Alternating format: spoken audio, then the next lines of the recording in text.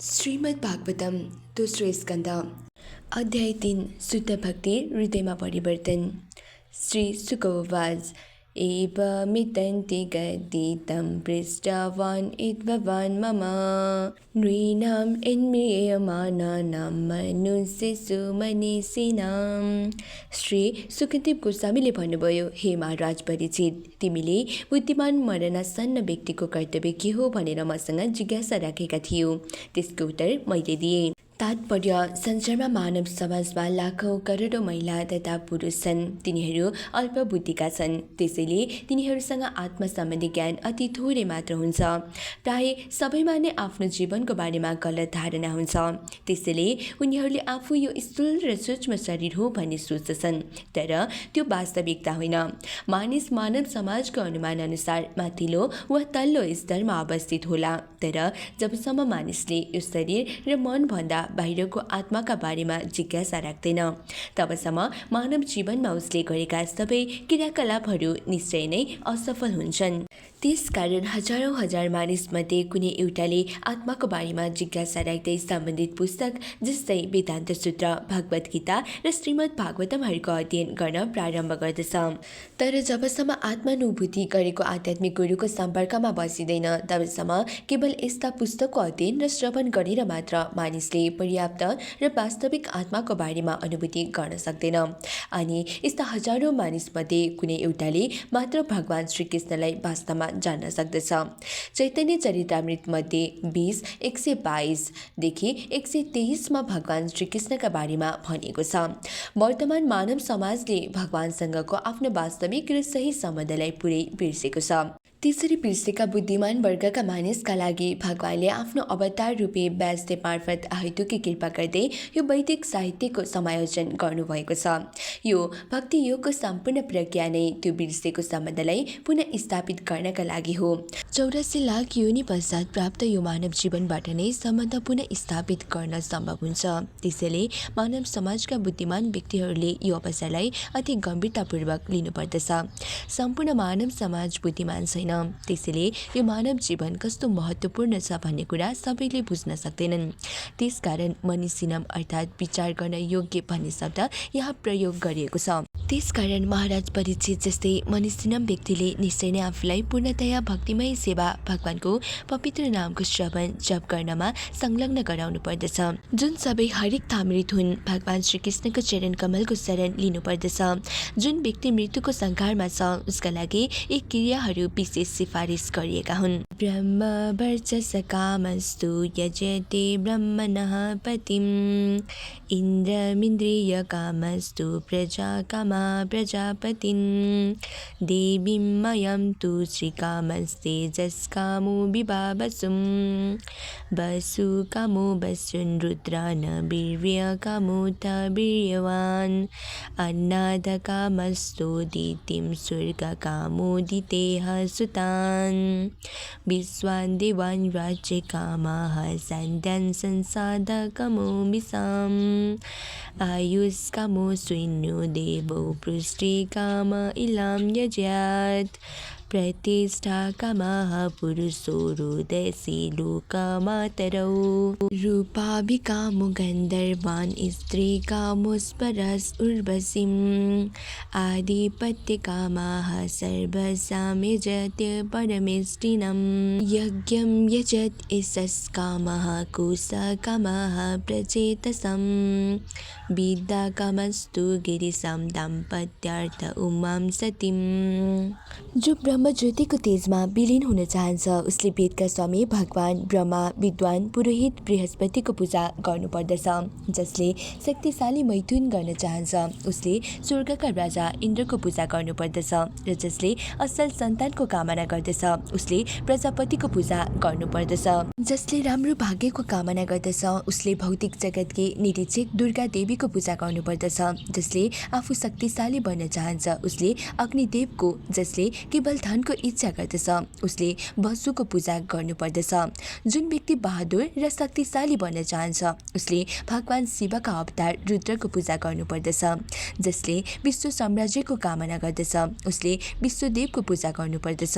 जो जनता बीच प्रख्यात हुन चाहन्छ उसले सादी देवको पूजा गर्नुपर्दछ। जसले दीर्घ आयुको कामना गर्दछ उसले अश्विनी कुमारको पूजा गर्नुपर्दछ।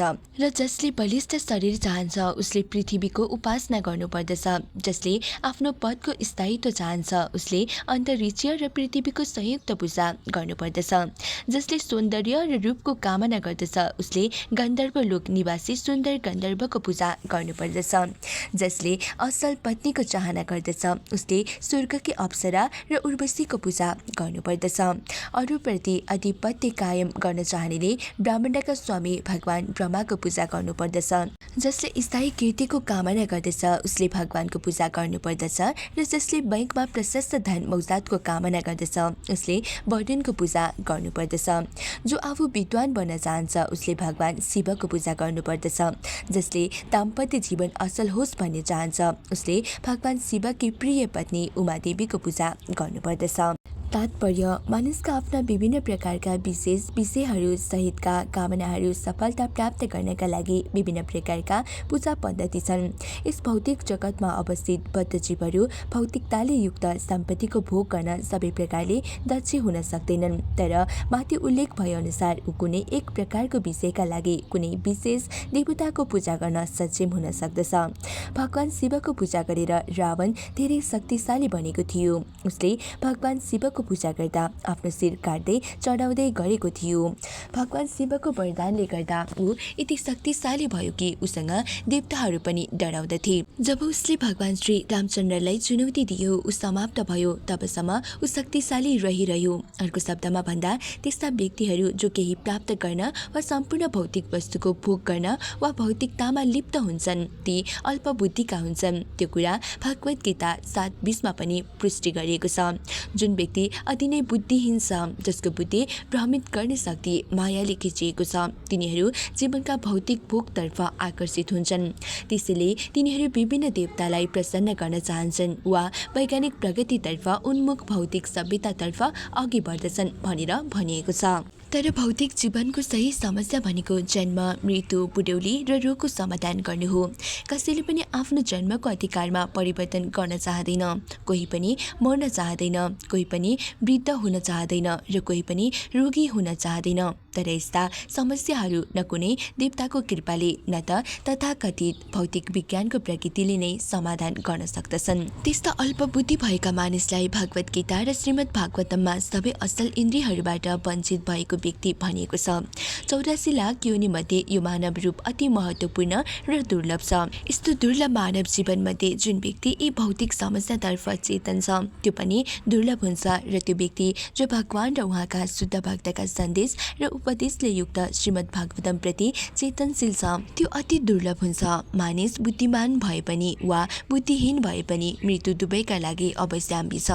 मृत्युको सङ्घारमा पुगेका महाराज परिचितले सम्पूर्ण भौतिक भोग छोडेर पूर्ण रूपले भगवानका चरण कमलको शरण लिएर सुखदेव गोस्वामी जस्ता सही व्यक्तिबाट भगवानका उपदेश एवं सन्देश श्रवण गरेका हुनाले उनलाई सुखदेव गोस्वामीले मनिषी उच्च स्तरको मानसिक विकास भएको भनेर सम्बोधन गर्नुभएको छ। तर भौतिक भोगतर्फ उन्मुख र कार्यरत व्यक्तिको निन्दा गरिएको छ। त्यस्तो उन्मुखता अधोगति भएको मानव समाजको मन्दोत्त जस्तै हो। बुद्धिमान व्यक्तिले त्यस्तो उन्मुखतालाई त्यागेर आफ्नो घर वा परमधामतर्फ जान इच्छुक हुनुपर्दछ। धर्मार्थ उत्तम श्लोकम तन्तुः तन्वन् प्रीतिं यज्यात् रच्या कामः पुण्ये जनानो जस्कामो मरुद्गणानान्। ज्ञानको आध्यात्मिक विकासका लागि मानिसले भगवान श्री विष्णु वा उहाँका भक्तको पूजा गर्नुपर्दछ।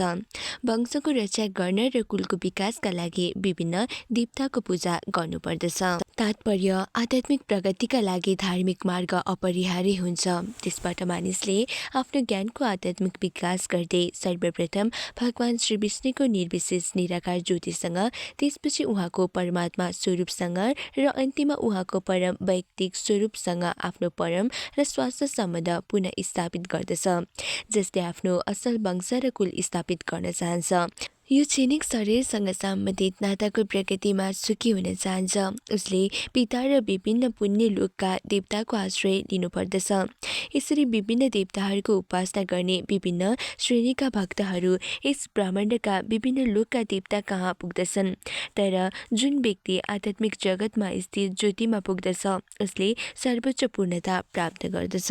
राज्ये कामो मनुन् देवान् श्रीतं तु विचरन् यज्यात् काम कामो यजेत्सु मम कामः पुरुषं परम्। जसलाई राज्य वा साम्राज्य सञ्चालन गर्ने कामना छ उसले मनुको पूजा गर्नुपर्दछ। जसलाई शत्रुमाथि विजय प्राप्त गर्ने इच्छा छ उसले असुरको पूजा गर्नुपर्दछ। र जसलाई इन्द्रिय तृप्ति गर्ने कामना छ उसले चन्द्रमाको पूजा गर्नुपर्दछ। तर जसलाई कुनै पनि भौतिक तृप्तिको कामना छैन उसले भगवानको उपासना गर्नुपर्दछ। तात्पर्य मुक्त व्यक्तिका लागि उल्लेख गरिएका कुनै पनि कामनाहरू अर्थहीन हुन्छन्। त्यो व्यक्ति जो भौतिक गुणको शक्तिद्वारा बद्ध भएर मोहित भएको हुन्छ ऊ मात्र यस्ता भौतिक विषयका तृप्तिप्रति आकर्षित हुन्छ। अर्को शब्दमा भन्दा योगीहरूमा कुनै पनि भौतिक कामना पूरा गर्न पर्ने नै हुँदैन। तर भौतिकतावादीहरूलाई सम्पूर्ण कामनाहरू पूर्ण गर्नुपर्ने हुन्छ। जुन भौतिकतावादीहरूले भौतिक विषयको तृप्ति चाहन्छ उनीहरूले माथि उल्लेख भएअनुसार विभिन्न देवताहरूको कृपा प्राप्त गर्न चाहन्छन्। तिनीहरूले आफ्ना इन्द्रियहरूलाई नियन्त्रणमा राख्न सक्दैनन्। त्यसैले तिनीहरू मूर्ख हुन् भनेर भगवानले घोषणा गर्नुभएको छ। त्यसैले मानिसले कुनै पनि प्रकारको भौतिक विषयको तृप्तिको कामना गर्नु हुँदैन र भगवानको पूजा सेवाका लागि पूर्ण रूपले गम्भीर हुनुपर्दछ। मूर्खहरू नेता अझ धेरै मूर्ख हुन्छन्। त्यसैले तिनीहरूले देवताको कुनै पनि स्वरूपको पूजा गरेर आवश्यक कामना प्राप्त गर्न सकिन्छ भनेर खुल्ला तरिका र मूर्खतापूर्ण तरिकाले प्रचार प्रसार गर्दछन्।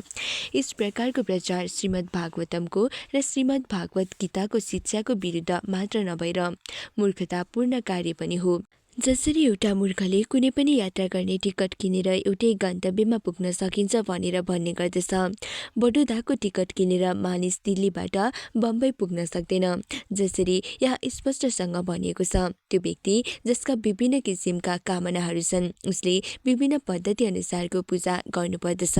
तर जसको कुनै भौतिक भोगको कामना छैन उसले परम ईश्वर भगवान श्रीकृष्णको पूजा उपासना गर्नुपर्दछ। यस्तो पूजा पद्धतिलाई भक्तिमय सेवा भनिन्छ। भौतिक विषयको कामना रहित, कर्मफलको कामना रहित र कुनै पनि काल्पनिक ज्ञान रहित हुन पर्दछ अनि मात्र त्यसलाई शुद्ध भक्तिमय सेवा भनिन्छ।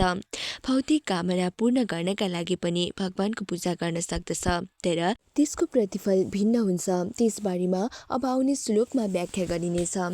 साधारणतया भगवानले कसैका पनि इन्द्रिय भोग गर्ने भौतिक इच्छाहरू पूरा गरिदिनुहुन्न तर उहाँले आफ्नो पूजा गर्नेहरू भौतिक भोग नगर्ने इच्छाको बिन्दुमा पुगोस् भनेर आशीर्वाद दिनुहुन्छ। निष्कर्ष के हो भने मानिसले भौतिक भोगको कामनालाई न्यूनतममा लैजानु पर्दछ। यसको लागि मानिसले परम तथा भौतिकताभन्दा पर रहने भगवानको पूजा गर्नुपर्दछ। नारायणः परो द्रव्यतात् अर्थात् परम ईश्वर भौतिक चक्रभन्दा पर हुनुहुन्छ भनेर श्रीपाद शङ्कराचार्यले पनि भन्नुभएको छ। कामः सर्वकामो वा मुचे काम उदारदिह तीव्रेण भक्तियोगेन यजेत पुरुषं परम्। पूर्ण तीव्र भौतिक कामना भएको वा कुनै पनि भौतिक कामना नभएको वा मोक्ष प्राप्त गर्ने कामना भएको यस्तो कुनै पनि विशाल बुद्धि भएको व्यक्तिले सम्पूर्ण साधनाले परमपूर्ण भगवानको सेवा गर्दछ। तात्पर्य भगवान श्रीकृष्णलाई भगवत गीतामा पुरुषोत्तम भनेर सम्बोधन गरिएको छ।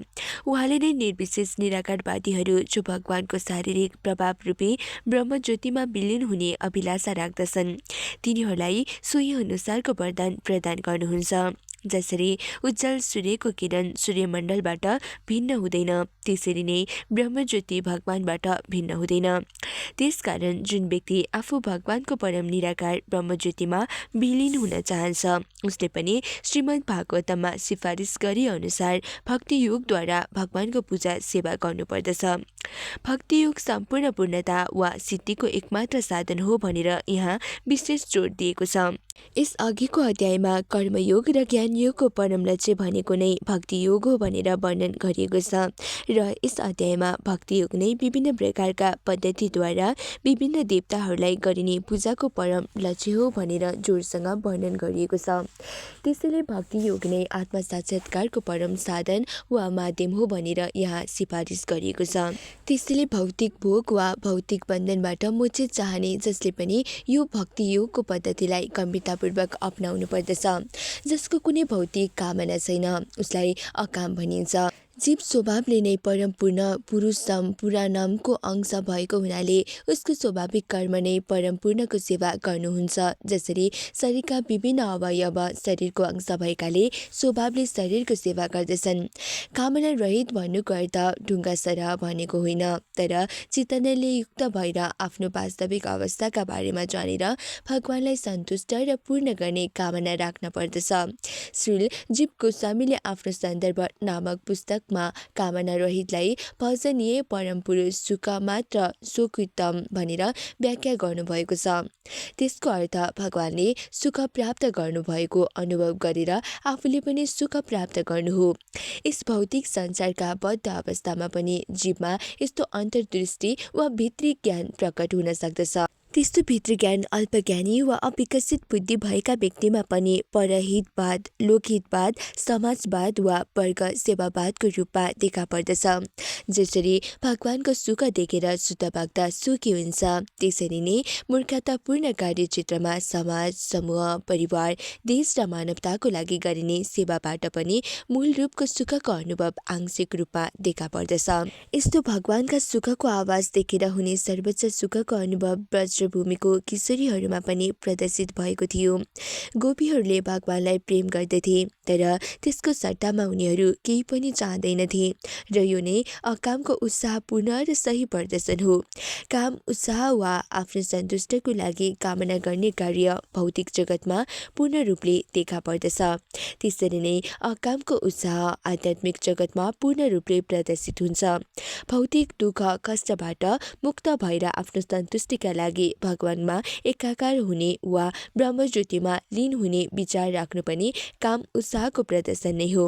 मोक्ष पाएपछि दुःखदायी जीवनबाट उद्धार हुन्छ भनेर शुद्ध भक्तले मोक्षको पनि कामना गर्दैनन्। यस्तो तथाकथित मोक्ष रहित अवस्थाबाट पनि शुद्ध भक्तले भगवानको सन्तुष्टि नै चाहन्छन्। काम उत्साहको प्रभावमा परेर अर्जुन पनि आफ्नो सन्तुष्टिका लागि आफ्ना नातेदारलाई बचाउने भन्दै कुरुक्षेत्रको युद्ध भूमिमा युद्ध नगर्ने भएका थिए, तर उनी शुद्ध भक्त भएकाले भगवानले दिनुभएका निर्देशन अनुसार युद्ध गर्न तयार भए, किनभने उनले पुनः आफ्नो इन्द्रिय प्रकृति प्राप्त गरे।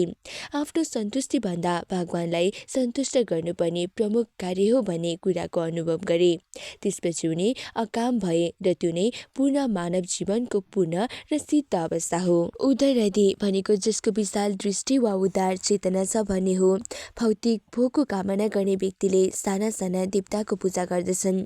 भगवत गीता 7:20 त्यस्तो बुद्धिलाई हद ज्ञान वा त्यस्तो ज्ञान जसले आफ्ना इन्द्रियलाई हराएको छ भनेर निन्दा गरिएको छ।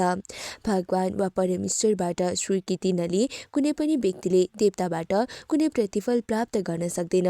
त्यसकारण जुन व्यक्ति उदार चेतनाको छ उसले भौतिक लाभदेखि अनि सबै कुरा प्रदान गर्ने परम अधिकारी केवल ईश्वर हुनुहुन्छ भनेर देख्न सक्दछ।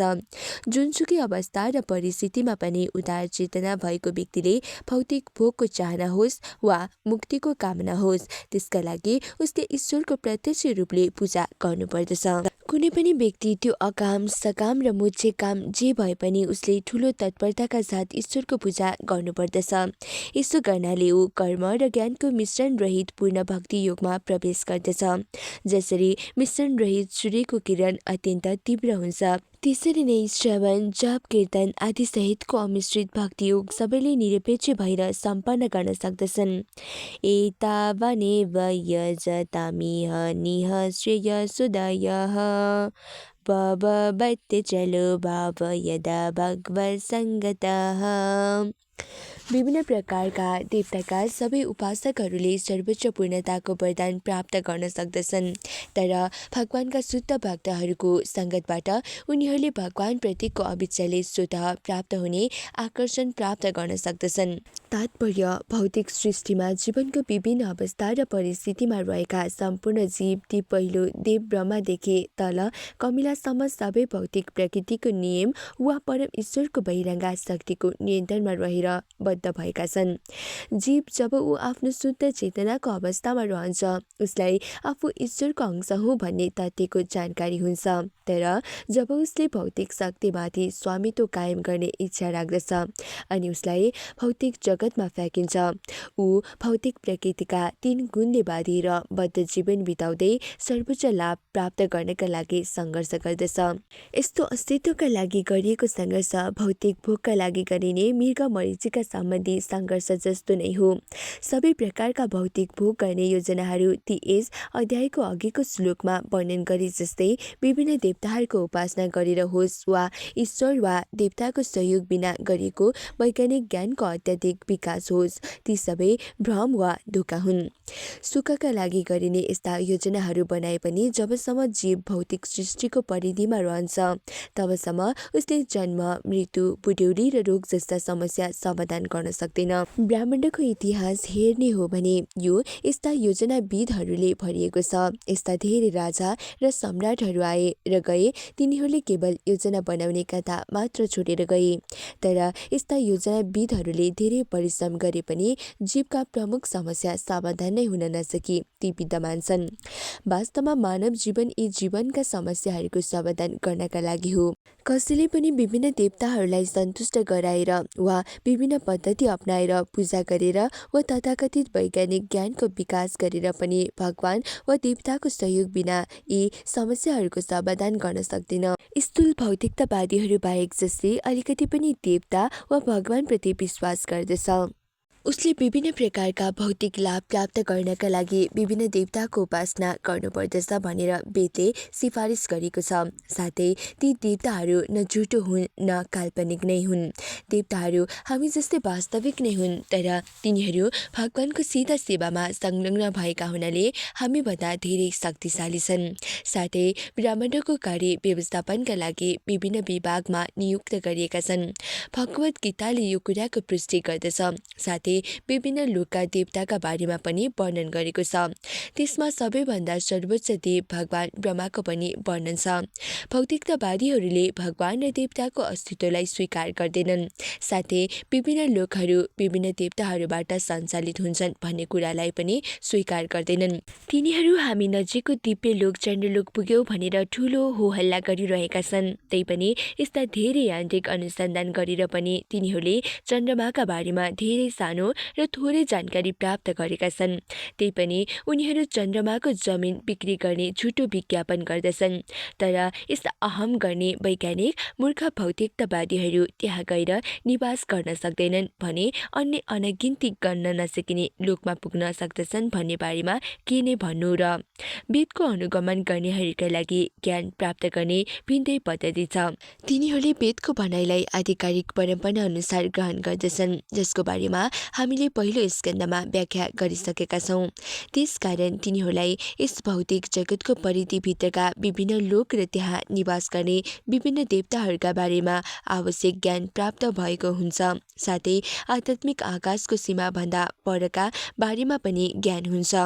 भारतका महान आचार्यहरू जस्तै शङ्कर, रामानुज, मधु, विष्णुस्वामी, निम्बार्क र चैतन्य र विश्वका महान व्यक्तित्वहरूले अध्ययन गर्नुभएको र स्वीकार गर्नुभएको तथ्य पूर्ण र प्रामाणिक साहित्य भगवत गीता हो, जहाँ विभिन्न लोक र त्यहाँ निवास गर्ने विभिन्न देवताको पूजा गरिन्छ भनेर वर्णन गरिएको छ। भगवत गीता 9:25ले निश्चित गर्दछ, यान्ति देवव्रता देवान् प्रीतिं यान्ति प्रीतिव्रताः भूतानि यान्ति भूतेज्या यान्ति मदाजिनो द्रविमाम्। देवताको पूजा गर्नेहरू तिनै देवताको लोकमा जान्छन्। पितृको पूजा गर्नेहरू पितृलोक जान्छन्। भौतिकतावादीहरू भौतिक जगतमा बस्दछन्, तर भगवानका भक्त भगवानको राज्यमा जान्छन्। भगवत गीता अनुसार भौतिक जगतका ब्रह्मलोक सहितका सम्पूर्ण लोक क्षणिक र अस्थायी हुन् र केही निश्चित समय पश्चात ती सबै नष्ट हुन्छन् भन्ने जानकारी हामीले पाउँदछौँ।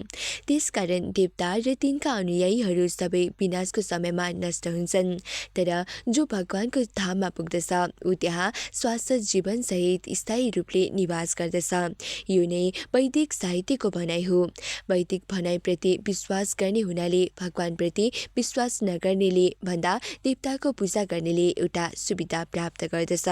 त्यो भनेको भगवानका भक्तहरूको सङ्गत गर्दै भगवानको पूजा सेवा गरेर लाभ प्राप्त गर्न सकिन्छ भन्ने जानकारी प्राप्त गर्दछ।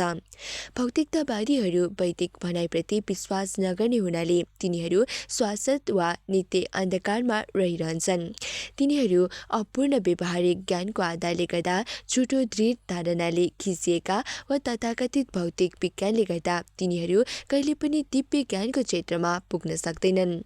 त्यसैले जबसम्म भौतिकतावादी वा अस्थायी क्षणिक देवताको पूजा गर्नेहरू भगवानका शुद्ध भक्त योगीको सम्पर्कमा आउँदैनन् तबसम्म तिनका सबै शक्ति व्यर्थ हुन्छन्। दिव्य पुरुष र भगवानका भक्तहरूको कृपाले मात्र मानिसले शुद्ध भक्ति प्राप्त गर्न सक्दछ।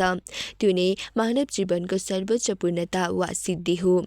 केवल भगवानका शुद्ध भक्तले मात्र मानिसलाई प्रगतिले युक्त सही मार्ग देखाउन सक्दछन्। अन्यथा भगवान र देवताहरूको जानकारी रहित भौतिकताले युक्त जीवन र क्षणिक भौतिक भोगका लागि गरिने विभिन्न देवताहरूको पूजा विभिन्न स्तर वा अवस्थाको काल्पनिक दृश्यको परिवर्तन हुने चित्र मात्र हो। यस बारेमा भगवत गीता र श्रीमद् भागवतमा धेरै स्पष्टसँग व्याख्या गरिएको छ। तर त्यो बुझ्नका लागि राजनीतिज्ञ र कल्पना गर्ने दार्शनिकको व्याख्या शून्य होइन। शुद्ध भक्तहरूको सत्सङ्ग गर्नुपर्दछ। ज्ञानम यदा प्रतिनिवृत्त गुणोर्मी चक्र मात्मा प्रसाद उत यत्र गुणेषु सङ्गः कैवल्ये समतपस्तस्तोथ भक्तियुगः कुनिर्वृत्तो हरिकथासु रतिं न कुर्यात्। भगवान श्रीहरि सम्बन्धी दिव्य ज्ञान यस्तो ज्ञान हो त्यसको परिणामले भौतिक गुणका सम्पूर्ण ज्वार र भुमरी शान्त हुन्छन् वा रोकिन्छन्। यस्तो ज्ञान भौतिक आसक्तिबाट मुक्त र दिव्य भएकाले अधिकारीहरूले पनि स्वीकृति गर्नुभएको हुनाले यसले आत्मसन्तुष्टि प्रदान गर्दछ। त्यसैले को यसप्रति आकर्षित नभइरहन सक्दछ र? तात्पर्य भगवत गीता 10:9 अनुसार शुद्ध भक्तका लक्षणहरू आश्चर्यजनक हुन्छन्। शुद्ध भक्तका सम्पूर्ण क्रियाकलापहरू सधैँ भगवानको सेवामा संलग्न हुन्छन्। त्यसैले शुद्ध भक्तले आफ्नो परमानन्दको अनुभव एक अर्कामा साटासाट गर्दछन् र दिव्य परमानन्दको आस्वादन गर्दछन्। दिव्य परमानन्दको आस्वादन भक्तिमय प्रक्रिया साधना अवस्थामा पनि अनुभव गर्न सकिन्छ, तर त्यो प्रक्रिया आधिकारिक आध्यात्मिक गुरुको निर्देशनमा सम्पन्न गरिएको हुनुपर्दछ। भक्तिको परिपक्व अवस्थाको विकास पश्चात जीवले भगवान र आफू बीचको सम्बन्धको दिव्य पराकाष्ठको अनुभूति गर्दछ, जुन ऊ मूलभूत स्वभावमा रहँदा हुने गर्दछ। भगवानसँगको युगल प्रेमको सम्बन्ध नै सर्वोच्च दिव्य परमानन्द हो भन्ने कल्पना गरिन्छ। त्यसकारण भगवानको साक्षात्कार गर्ने माध्यम भक्ति योग नै हो, जसलाई कैवल्य भनिन्छ। यस सन्दर्भमा श्रील गोस्वामीले भितको भनाइ एको नारायण देवः परावराणां परम आस्ते कैवल्य सङ्गीत उदाहरण गर्नुहुन्छ। भगवान नारायण नै कैवल्य भनेर जानिनुहुन्छ र भगवानलाई प्राप्त गर्नका लागि जुन माध्यम वा साधन छ त्यसलाई कैवल्य पन्थ भनिन्छ। यो कैवल्य पन्थ भगवानसँग सम्बन्धित विषयको श्रवण कार्यबाट प्रारम्भ हुन्छ। यस्तो हरिकथाले श्रवणको स्वाभाविक परिणाम स्वरूप दिव्य ज्ञान प्राप्त हुन्छ। त्यस दिव्य ज्ञानको कारणबाट भौतिक जगतका विषयप्रति अनासक्ति उत्पन्न हुन्छ, जुन विषयका बारेमा भक्तहरूमा कुनै चासो नै हुँदैन। भक्तहरूका लागि यस्ता भौतिक जगतका सामाजिक वा राजनैतिक कुनै पनि क्रियाकलापप्रति आकर्षण हुँदैन। परिपक्व अवस्थामा पुगेपछि भक्तमा आफ्नै शरीरप्रति पनि कुनै आकर्षण वा आसक्ति हुँदैन भने उसको शरीरका सम्बन्धका बारेमा के नै भन्नु। त्यस्तो अवस्थामा पुगेको भक्तलाई भौतिक गुणका ज्वारभाटा वा लहरले चञ्चल बनाउन सक्दैन। भौतिक प्रकृतिका विभिन्न प्रकारका गुणहरू छन्। विभिन्न प्रकारका सांसारिक क्रियाकलाप छन् जसमा सामान्य व्यक्तिहरू ती कार्य सम्पन्न गर्न धेरै इच्छुक रहन्छन् वा ती क्रियाकलापहरूमा संलग्न भइरहन्छन्। ती सबै कार्यप्रति भक्त आकर्षित हुँदैन। यस्तो अवस्थालाई यहाँ प्रतिनिवृत्ति गुणमुनि भनिएको छ। यस्तो हुन आत्मप्रसाद वा भौतिक सम्बन्ध रहित अवस्थामा आत्मा सन्तुष्ट भए मात्र सम्भव हुन्छ। प्रथम श्रेणीका भक्तले यो अवस्था भगवानको भक्तिमय सेवा गरेर प्राप्त गर्न सक्दछ, तर उसको यस्तो महानता भए पनि भगवानको सन्तुष्टिका लागि ऊ भगवानका महिमाको प्रचार गर्न निस्वार्थ भावसहित प्रचारक बन्दछ र भक्तिमय सेवाका लागि सांसारिक कामना पनि त्यसैमा समाहित गर्दछ र नयाँ भक्तलाई उसका सांसारिक इच्छाहरूलाई दिव्य आनन्दमा परिणत गर्ने अवसर प्रदान गर्दछ। श्री रूप गोस्वामीले शुद्ध भक्तका यस्ता कार्यलाई निर्बन्ध कृष्ण सम्बन्धी युक्तम वैराग्य मुच्यते भनेर व्याख्या गर्नुभएको छ। सांसारिक क्रियाकलाप पनि यदि भगवानको सेवामा संलग्न गराउन सकेमा त्यसलाई दिव्यतामा राख्न सकिन्छ वा त्यसलाई कैवल्य कार्य हो भनेर पुष्टि गर्न सकिन्छ। स्तवनकुवाच इत्याभिव्याह्यतं राजानि सम्य भरतर्षभः किमन्यत् पृष्टवान् भूयो वैयासकीर्षिं कविम्। स्तवनकले भन्नुभयो, व्यासदेवका छोरा श्री सुखदेव गोस्वामी अत्यन्त विद्वान ऋषि हुनुहुन्थ्यो। उहाँ छन्दमय तरिकाले विषय प्रस्तुत गर्न सक्षम हुनुहुन्थ्यो। उहाँले भन्नुभएका कुरा सुनेर महाराज परीक्षितले उहाँसँग अरू के जिज्ञासा राखे। तात्पर्य, भगवानका शुद्ध भक्तमा देवतामा हुने सबै गुण स्वतः विद्यमान हुन्छन्।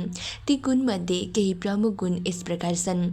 ऊ दयालु हुन्छ, शान्त, सत्यवादी, समदर्शी, कुर्तीरहित, उदार, मृदु, स्वच्छ, अनासक्त, सबैप्रति सुहृदयी, सन्तुष्ट, भगवान श्रीकृष्णमा शरणागत, इच्छारहित, सरल, स्थिर, सुनियन्त्रित, नियमित आहार गर्ने, विज्ञ, शिष्ट, अभिमानरहित, गम्भीर, दयालु, मैत्रीभाव भएको, कवि, दक्षी र मौन रहने। कृष्णदास कविराजले चैतन्य चरितामृतमा उल्लेख गर्नुभएको यी 26 प्रमुख गुण कविरूपी सुखदेव गोस्वामीका सन्दर्भमा यी विशेष उल्लेख गरिएका छन्। श्रीमद् भागवतम सुनेर पुनः यहाँ प्रस्तुत गर्नु नै उहाँको कवित्वको उच्चतम योगदान हो।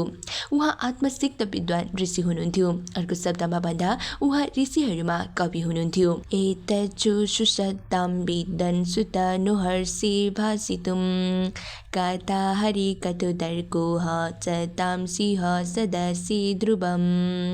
हे विद्वान सुत गोस्वामी, कृपया यस्ता विषयको वर्णन गरिरहनुहोस्। हामीहरू त्यो सुन्न अति उत्सुक छौँ। भक्तहरूको सभामा यी बाहेक भगवान श्री हरिसँग सम्बन्धित विचार विमर्शको निश्चय नै छलफल गर्नुपर्दछ। तात्पर्य, रूप गोस्वामीको भक्ति रसामृत सिन्धुबाट हामीले यसअघि नै उद्धृत गरिसकेका छौँ कि सांसारिक वस्तु वा कार्य पनि यदि भगवान श्रीकृष्णको सेवामा संलग्न गराए त्यो दिव्य हुन्छ। उदाहरणका लागि रामायण र महाभारत जस्तो ऐतिहासिक काव्य वा पुराण जो विशेष गरेर कम बुद्धि भएका स्त्री, शूद्र र दिज बन्धुहरूका लागि सिफारिस गरिएको छ। ती पुस्तकको संयोजन भगवानका क्रियाकलापसँग सम्बन्धित भएका हुनाले तिनलाई वैदिक साहित्यको रूपमा स्वीकार गरिएको छ। महाभारतलाई वेदको 5औं भाग मानिएको छ र अन्य 4 भाग साम, यजु, ऋग र अर्थव हुन्। कम बुद्धि भएकाहरूले महाभारतलाई वेदको भाग हो भनेर स्वीकार गर्दैनन्, तर विद्वान ऋषिहरू र आधिकारिक व्यक्तित्वहरूले वेदको 5औं भाग हो भनेर स्वीकार गर्नुहुन्छ। भगवत गीता पनि महाभारतको एउटा अंश हो र उक्त पुस्तक भगवानका उपदेशले पूर्ण छ। त्यो अल्पज्ञानीहरूका लागि हो।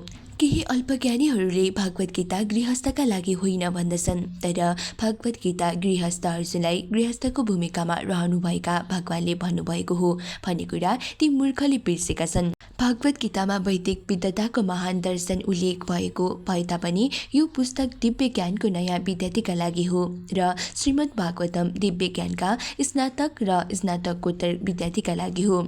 त्यसकारण महाभारत पुराणहरू र अन्य यस्तै साहित्यहरू जुन भगवानका लीलाको वर्णनले भरिएका छन्, यस्ता दिव्य साहित्यको चर्चा पूर्ण विश्वासका साथमा भक्तहरूको सभामा छलफल गरिनुपर्दछ। जब यस्तो साहित्य कुनै व्यावसायिक प्रचारक व्याख्याताले भन्दछ अनि यी साहित्य पनि कुनै सांसारिक साहित्य वा पुराण जस्तै लाग्दछन्, किनभने यिनमा पनि धेरै ऐतिहासिक तथ्य र आँकडाहरू प्रस्तुत गरिएका छन्। त्यसैले यी दुई बीचमा कठिनाई उत्पन्न हुन्छ। त्यसैले यी साहित्यहरू भक्तहरूको सभामा मात्र छलफल गरिनुपर्दछ भनेर यहाँ उल्लेख गरिएको हो। जबसम्म यी साहित्यको भक्तले छलफल गर्दैन तबसम्म उच्च वर्गका मानिसले त्यसको रसवादन गर्न सक्दैनन्। यसको सार भनेको भगवान निराकार हुनुहुन्न भन्ने हो। भगवान परम व्यक्तित्व हुनुहुन्छ। उहाँका विभिन्न प्रकारका क्रियाकलाप हुने गर्दछन्। उहाँ सम्पूर्ण जीवको नेता वा नेतृत्व दिने हुनुहुन्छ र पतित आत्मालाई उद्धार गर्न आफ्नो अन्तरङ्ग शक्ति र आफ्नो इच्छाले यस जगतमा अवतरित हुनुहुन्छ। अनि सामाजिक, राजनैतिक र धार्मिक नेताले सम्पन्न गरे जस्तै गरेर आफ्नो अभिनय गर्नुहुन्छ। वास्तवमा यस्तो भूमिका पनि भगवानको विषयमा चर्चामा नै समाप्त हुन्छ। त्यसैले यस्ता सबै विषयहरू दिव्य नै हुन्छन्। मानव समाजका सबै नागरिक क्रियाकलापहरू यही प्रक्रियाद्वारा दिव्य बनाइन्छन्। मानिसहरूको धेरै प्रकारका इतिहास र सांसारिक साहित्य जस्तै कथा, उपन्यास, नाटक, पत्र पत्रिका, समाचार पत्र आदिको अध्ययन गर्नेतर्फ झुकाव हुन्छ। त्यसैले हामीले तिनलाई भगवानको दिव्य सेवामा संलग्न गरौँ, जसले गर्दा ती सबै विषयहरू भक्तद्वारा प्रस्तुत गरिएका विषय बन्न सकुन्। भगवान निराकार हुनुहुन्छ भन्ने हल्ला गरिन्छ, साथै उहाँका कुनै कार्य छैनन् वा उहाँले कुनै क्रियाकलाप नै गर्नुहुन्न। उहाँ ढुङ्गा जस्तै लाटो, बहिरो हुनुहुन्छ। उहाँको कुनै नाम नै छैन, रूप छैन भनेर भनिन्छ र मानिसलाई ईश्वरविहीन र श्रद्धाविहीन हुन उत्साहित गरिन्छ र तिनीहरू असुर जस्तै बन्दछन्। त्यसपछि तिनीहरू भगवान सम्बन्धी दिव्य क्रियाकलापबाट विमुख बन्दछन् र सांसारिक कार्यतर्फ उन्मुख हुन्छन्, जसले गर्दा उनीहरू आफ्नो मुख्य घर भगवत धाम जाने होइन, नर्क जाने मार्ग सफा गरिरहेका हुन्छन्। श्रीमद् भागवतम पाण्डवको इतिहास आवश्यक राजनीति र सामाजिक क्रियाकलापबाट प्रारम्भ भएको हो। त्यसैले श्रीमद् भागवतमलाई परमहंस संहिता भनिन्छ, अर्थात् वैदिक साहित्य सर्वोच्च योगी वा भक्तका लागि हो भनिन्छ र यसमा परम ज्ञान, दिव्य ज्ञानको वर्णन गरिएको छ। भगवानका शुद्ध भक्त सबै परमहंस हुन् र तिनीहरूले दूध र पानी मिश्रितबाट दूध छुट्याउन सक्ने कला जानेका हुन्छन्। 50 वर्ष अघि भारतको सामाजिक संरचना अति व्यवस्थित थियो। तिनीहरू भगवानसँग असम्बन्धित साहित्य पढ्दैनथे, भगवानसँग असम्बन्धित नाटक मञ्चन गर्दैनथे, भगवानसँग असम्बन्धित मेला वा समारोह सञ्चालन गर्दैनथे। तिनीहरू भगवानका लीला, भूमि र पवित्र स्थान बाहेक अन्यत्र भ्रमण गर्दैनथे। त्यसकारण गाउँका सामान्य व्यक्ति आफ्नो शिशुकालदेखि नै रामायण, महाभारत, गीता र भागवतका बारेमा मात्र चर्चा गर्दथे। तर कलिको प्रभावले गर्दा तिनीहरू कुकुर र सुँगुरको सभ्यतातर्फ तानिएका छन् र दिव्य ज्ञानका बारेमा रहित भएर केवल आहारका लागि परिश्रम गरिरहेका छन्। सबै भगवतो राजा पाण्डव्यो महारथः बालक्रीडनकैः क्रीडन् कृष्ण क्रीडां आददे। पाण्डवका नाति महाराज परीक्षित आफ्नो बाल्य अवस्थाबाट नै भगवानका महान भक्त थिए। खेलौनासँग खेल्दा पनि आफ्नो परिवारको देवताको पूजा अनुकरण गर्दै भगवान श्रीकृष्णको पूजा सेवा गर्दथे। तात्पर्य भगवत गीता 6:41 भनेको छ, योग अभ्यासमा लागेको व्यक्ति योगको सही सम्पादन गर्न असफल भए पनि उसलाई धर्मपरायण, ब्राह्मण, धनी, सम्पन्न, क्षेत्रीय धनी व्यापारीको घरमा जन्म लिने अवसर प्रदान गरिन्छ। तर महाराज परीक्षित त्योभन्दा उच्च स्तरका थिए। उनी पूर्व जन्ममा पनि भगवानका महान भक्त थिए। त्यसैले उनले यस जन्ममा गौरवमय कुरुवंश र अझै विशेष गरेर पाण्डव परिवारमा जन्म लिए। त्यसैले आफ्नो बाल्यकालदेखि नै भगवान श्रीकृष्णको भक्तिमय सेवा आफ्ना परिवारले गरेको नजिकबाट देख्न र बुझ्न पाए। पाण्डव सबै भगवानका भक्त भएका हुनाले राजमहलको पूजा गृहमा रहेको पारिवारिक अर्चा विग्रहको निश्चय नै श्रद्धा र सम्मान गर्दथे। त्यस्तो परिवारमा जन्म लिने बच्चा निश्चय नै भाग्यमानी हो र उसले आफ्नो बाल्यकालको खेल खेल्ने समयदेखि नै अर्चा पूजाको अनुसरण गर्ने सौभाग्य प्राप्त गर्दछ। भगवान श्रीकृष्णको कृपाले हामीलाई वैष्णव परिवारमा जन्म लिने अवसर प्राप्त भयो। बाल्य अवस्थामा नै पिताजीले भगवान श्रीकृष्णको पूजा उपासना गर्नुभएको देखेर अनुकरण गर्ने अवसर प्राप्त भयो। हाम्रा पिताले रथयात्रा, ढोल यात्रा जस्ता महोत्सव समारोहमा सबै प्रकारले संलग्न हुन प्रोत्साहित दिनुहुन्थ्यो र उहाँले हामी बालकहरू र अन्य मित्रहरूलाई प्रशस्त मिष्टान्न प्रसाद बाँड्नुहुन्थ्यो। हाम्रा आध्यात्मिक गुरुको पनि वैष्णव परिवारमा जन्म भएको थियो र उहाँका पिता महान वैष्णव ठाकुर भक्ति विनोदले उहाँलाई हरेक तरिकाले प्रोत्साहन गर्नुहुन्थ्यो। यस प्रकारले सबै भाग्यमानी वैष्णव परिवार अघि बढ्दछन्। सुप्रसिद्ध मीराबाई गोवर्धनधारी भगवान श्रीकृष्णकी महान भक्तिनी थिइन्। भगवानका धेरै जसो भक्तहरूको जीवन यस्तै समान हुन्छ, किनभने महान भक्तहरूको प्रारम्भिक जीवनमा पनि समानता नै हुन्छ। जीव गोस्वामीका अनुसार महाराज परीक्षितले भगवान श्रीकृष्णले वृन्दावनमा गर्नुभएका लीलाहरूका बारेमा निश्चय नै सुनेका थिए। त्यसैले उनले ती लीलाहरूको अनुसरण आफ्ना साथीहरूसँग गर्ने गर्दथे। श्रीधर स्वामीका अनुसार महाराज परीक्षितले आफ्ना अग्रजहरूले गर्नुभएको अर्चा पूजाको अनुसरण गर्दथे। जीव गोस्वामीले व्यक्त गर्नुभएको धारणालाई श्री विश्वनाथ चक्रवर्तीले पनि पुष्टि गर्नुभएको छ। यी दुवै भनाइलाई स्वीकार गरेपछि महाराज परीक्षित बाल्यवस्थादेखि नै स्वभावैले भगवान श्रीकृष्णतर्फ उन्मुख थिए। उनले माथि उल्लेखित सबै वा कुनै क्रियाकलापको अनुसरण गर्दथे। त्यसबाट के सिद्ध हुन्छ भने उनी बाल्यकालदेखि नै भक्त थिए र यो सबै महाभागवतको लक्षण पनि हो। यस्तो महाभागवतलाई नित्य सिक्त वा जन्मबाट नै मुक्त जीव भनिन्छ। यस्ता लक्षण अन्य भक्तमा पनि हुन्छन्, जसमा जन्मबाट मुक्त नभए पनि सङ्गतबाट भक्तिमय सेवाको विकास गर्ने प्रवृत्ति हुन्छ। उनीहरूलाई साधना सिक्त भनिन्छ। तर यी दुईमा तात्विक भिन्नता हुँदैन र सारांशमा भन्नुपर्दा शुद्ध भक्तको सङ्गति गर्दा सबै नै भगवानका भक्त रूपी साधना सिक्त बन्दछन्। यसको दृढ उदाहरण हाम्रा महान आध्यात्मिक गुरु श्री नारद मुनि हुनुहुन्छ। पूर्व जन्ममा उहाँ एउटी सेविकाको छोरा हुनुहुन्थ्यो, तर महान भक्तहरूको सङ्गति गर्दा उहाँ आफ्नै ईश्वरको भक्तिमय सेवाको इतिहासमा बिरलै पाइने ईश्वरको भगवानको भक्त बन्नुभयो। वैयासकेश भगवान वासुदेव परायणाः उरुगाय गुणोदाराः सतां सिंहिर समागमे। व्यासदेवका छोरा सुखदेव गोस्वामी दिव्य ज्ञानले पूर्ण हुनुहुन्थ्यो। उहाँ वसुदेव पुत्र भगवान श्रीकृष्णका महान भक्त हुनुहुन्थ्यो। त्यसैले त्यहाँ निश्चय नै भगवान श्रीकृष्णका बारेमा चर्चा अवश्य पनि भयो होला, जसको महिमाको गुणगान महान दार्शनिक र महान भक्तले समूहले गर्ने गर्दछन्। तात्पर्य: यस श्लोकमा उल्लेख गरिएको सता शब्द अति महत्त्वपूर्ण छ। सता शब्दको अर्थ शुद्ध भक्त हो। उसको इच्छा केवल भगवानको सेवा गर्नु मात्र हुन्छ, अन्य केही पनि हुँदैन। यस्ता भक्तहरूको संसर्गमा मात्र भगवान श्रीकृष्णका दिव्य महिमाको सही गुणगानको चर्चा हुन्छ। भगवानले भन्नुभएको छ, उहाँका सम्पूर्ण कथा विषयहरू आध्यात्मिक महत्त्वले युक्त हुन्छन्। यदि कसैले सतमको सङ्गत गरेर ती कथा सही तरिकाले श्रवण गर्दछ, निश्चय नै त्यसको प्रभावले उसले शुद्ध भक्तिमय जीवनको अवस्था प्राप्त गर्दछ। पहिला नै उल्लेख गरियो कि महाराज परीक्षित जन्मबाट नै भगवानका महान भक्त थिए र सुखदेव गोस्वामी पनि महान भक्त हुनुहुन्थ्यो। दुवैजना समान स्तरमा थिए। हुन त महाराज परीक्षित महान राजा शाही सुविधाले सम्पन्न थिए र सुखदेव गोस्वामी संसारका विशेष प्रकारका त्यागी सन्यासी हुनुहुन्थ्यो। बाहिरी अवस्था वा सतही स्तरमा महाराज परीक्षित र सुखदेव गोस्वामी परस्पर विरोधी जस्ता देखिन्थे, तर मूलतः दुवैजना भगवानका शुद्ध भक्त थिए। जब यस्ता भक्तहरूको समागम हुन्छ, त्यहाँ भगवानका महिमाको गुणगान वा भक्तियोगको विषयको चर्चा बाहेक अन्य कुनै विषयको चर्चा हुँदैन। त्यसरी नै भगवत गीतामा पनि भगवान र उहाँका भक्त अर्जुन बीच भक्तियोगको विषय बाहेक अन्य कुनै विषयमा चर्चा भएको छैन। तर सांसारिक विद्वानले आफ्नो तरिका अनुसार त्यस विषयको कल्पना गर्दछन्। वैयासकिकले सुझाव दिएपछि 6 शब्दको प्रयोग गरिएको छ। त्यस सन्दर्भमा श्रीजीव गोस्वामीको भनाइअनुसार महाराज परीक्षित र सुखदेव गोस्वामी एउटै स्तरका हुनुहुन्थ्यो। त्यसको स्थापना पहिले नै गरिएको थियो।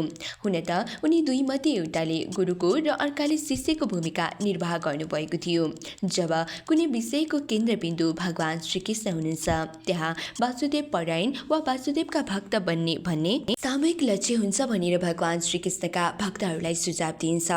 हुन त जहाँ महाराज परीक्षित उपवास बसेका थिए, त्यस सभामा अन्य व्यक्तिहरू पनि थिए, तर त्यहाँको स्वाभाविक सार भनेको केवल भगवान श्रीकृष्णका महिमाको गुणगान गर्ने विषय मात्र थियो र त्यहाँ मुख्य वक्ता सुखदेव गोस्वामी हुनुहुन्थ्यो। प्रमुख श्रोता महाराज परीक्षित थिए। यो श्रीमद् भागवतम भगवानका महिमाको गुणगानले युक्त कथा दुई महान भक्तबीच सुनाउने र सुन्ने कार्य भएको थियो। आयुर्हरति वै पुंसास्मुदन्नस्तं च यनसौ तस्यैर्त्ययच्यनो नीता उत्तमश्लोकर्वर्तया। सूर्यको उदय र अस्तले प्रत्येकको आयु घटाउँदछ, तर जसले आफ्नो समय भगवानका सम्पूर्ण असल विषयको चर्चामा बिताउँदछ उसको आयु क्षीण हुँदैन। तात्पर्य, आफ्नो भगवानसँगको हराएको सम्बन्ध बुझेर भक्तिमय सेवाको तीव्र गतिमा वृद्धि गर्नका लागि नै यो मानव जीवन हो भन्ने कुराको पुष्टि यो श्लोकमा परोक्ष भावले गरेको छ। समयले मानिसलाई पर्खदैन। सूर्य उदय र सूर्य अस्तबाट जुन समयको किटान गरिएको छ त्यस समयलाई आफ्नो आत्माको परिचयको अनुभूति गर्नेतर्फ सही सदुपयोग नगरी त्यो समय व्यर्थमा नष्ट गरिएको हुन्छ। जीवनको समयको सानो अंश पनि व्यर्थमा नष्ट गरे त्यसको शोध भर्न कुनै पनि तौलको सुनद्वारा गर्न सकिँदैन। यो मानव जीवलाई आफ्नो आध्यात्मिक परिचयको अनुभूति गर्न र आफ्नो सुखको स्थायी स्रोत प्राप्त गर्नका लागि प्रदान गरिएको हो। प्राणीहरूमध्ये पनि विशेष गरेर मानवले सुखको चाहना गर्दछ, किनभने सुख नै जीवको स्वाभाविक र मूल अवस्था हो। तर मानिसले भौतिक अवस्थामा नै निरर्थक सुखको चाहना गर्दछ। प्राणी विधान्तः वा स्वभावले नै परिपूर्णताको सानो आध्यात्मिक झिल्को हो। त्यसैले उसले पूर्ण सुख केवल आध्यात्मिक क्रियाकलाप गरेर मात्र प्राप्त गर्न सक्दछ। भगवान परिपूर्णतम परमात्मा हुनुहुन्छ। उहाँका नाम, रूप, गुण, लीला, परिचारक गण र व्यक्तित्व सबै उहाँबाट अभिन्न वा उहाँ समान छन्। यदि कुनै व्यक्ति भगवानका माथि उल्लेख गरेका मध्ये कुनै एउटा शक्तिसँग भक्तिमय सेवाको सही माध्यमबाट सम्पर्कमा आएमा उसको लागि पूर्णतातर्फको ढोका तुरुन्त खुल्दछ। भगवत गीता 2:40मा भगवानले यस्तो सम्बन्धका बारेमा व्याख्या गर्दै निम्न शब्दहरू भन्नुभएको छ। भक्तिमय सेवामा गरिएको प्रयास निष्फल हुँदैन र असफल पनि भइँदैन। यस्ता क्रियाकलापमा गरिएको सानो सुरुवात दुःखको महासागरबाट उद्धार गर्न पर्याप्त हुन्छ। जसरी अत्यन्त शक्तिशाली दुई नशाद्वारा शरीरमा प्रवेश गराइएपछि सम्पूर्ण शरीरमा तुरुन्त कार्य गर्दछ, त्यसरी नै जब भगवानका दिव्य विषय कथाहरू शुद्ध भक्तहरूद्वारा कानबाट प्रवेश गराइएपछि त्यसले तुरुन्त प्रभावशाली कार्य गर्दछ। जसरी रुखकै एउटा हाँगामा फल फलेको भए त्यसको अन्य हाँगामा पनि फल फलेको हुनुपर्दछ, त्यसरी नै कानद्वारा श्रवण गरिएको दिव्य सन्देशले पूर्ण अनुभूति प्रदान गर्दछ। सुखदेव गोस्वामी जस्ता शुद्ध भक्तसँगको एक क्षणको सङ्गतबाट प्राप्त अनुभूतिले मानिसको सम्पूर्ण जीवनमा शाश्वतता प्रदान गर्दछ। भक्तले धेरै समय निरन्तर भगवानको भक्तिमय सेवामा संलग्न रहेर आफ्नो अवस्था पवित्र बनाएको हुनाले सूर्यले पनि त्यस्ता शुद्ध भक्तको आयु घटाउन वा लुट्न सक्दैनन्। मृत्यु भनेको स्वास्थ्य जीवनको भौतिक सङ्क्रमणको लक्षण हो। भौतिक सङ्क्रमणको कारणले नै स्वास्थ्य जीव जन्म, मृत्यु, बुढ्यौली र रोग जस्ता नियममा बाँधिएको छ वा परेको छ। श्री विश्वनाथ चक्रवर्ती ठाकुरले उदाहरण गर्नुभयो अनुसार दान जस्ता पवित्र क्रियाकलापहरू सम्पन्न गर्न शास्त्रमा सिफारिस गरिएको छ। उपयुक्त व्यक्तिलाई धनको दान गर्ने भनेको अर्को जन्मका लागि बैंकमा जम्मा गरेको पुँजी जस्तै निश्चित पुण्य कर्म हो। त्यस्तो धनको दान ब्राह्मणलाई दिनुपर्दछ भनेर सुझाव गरिएको छ।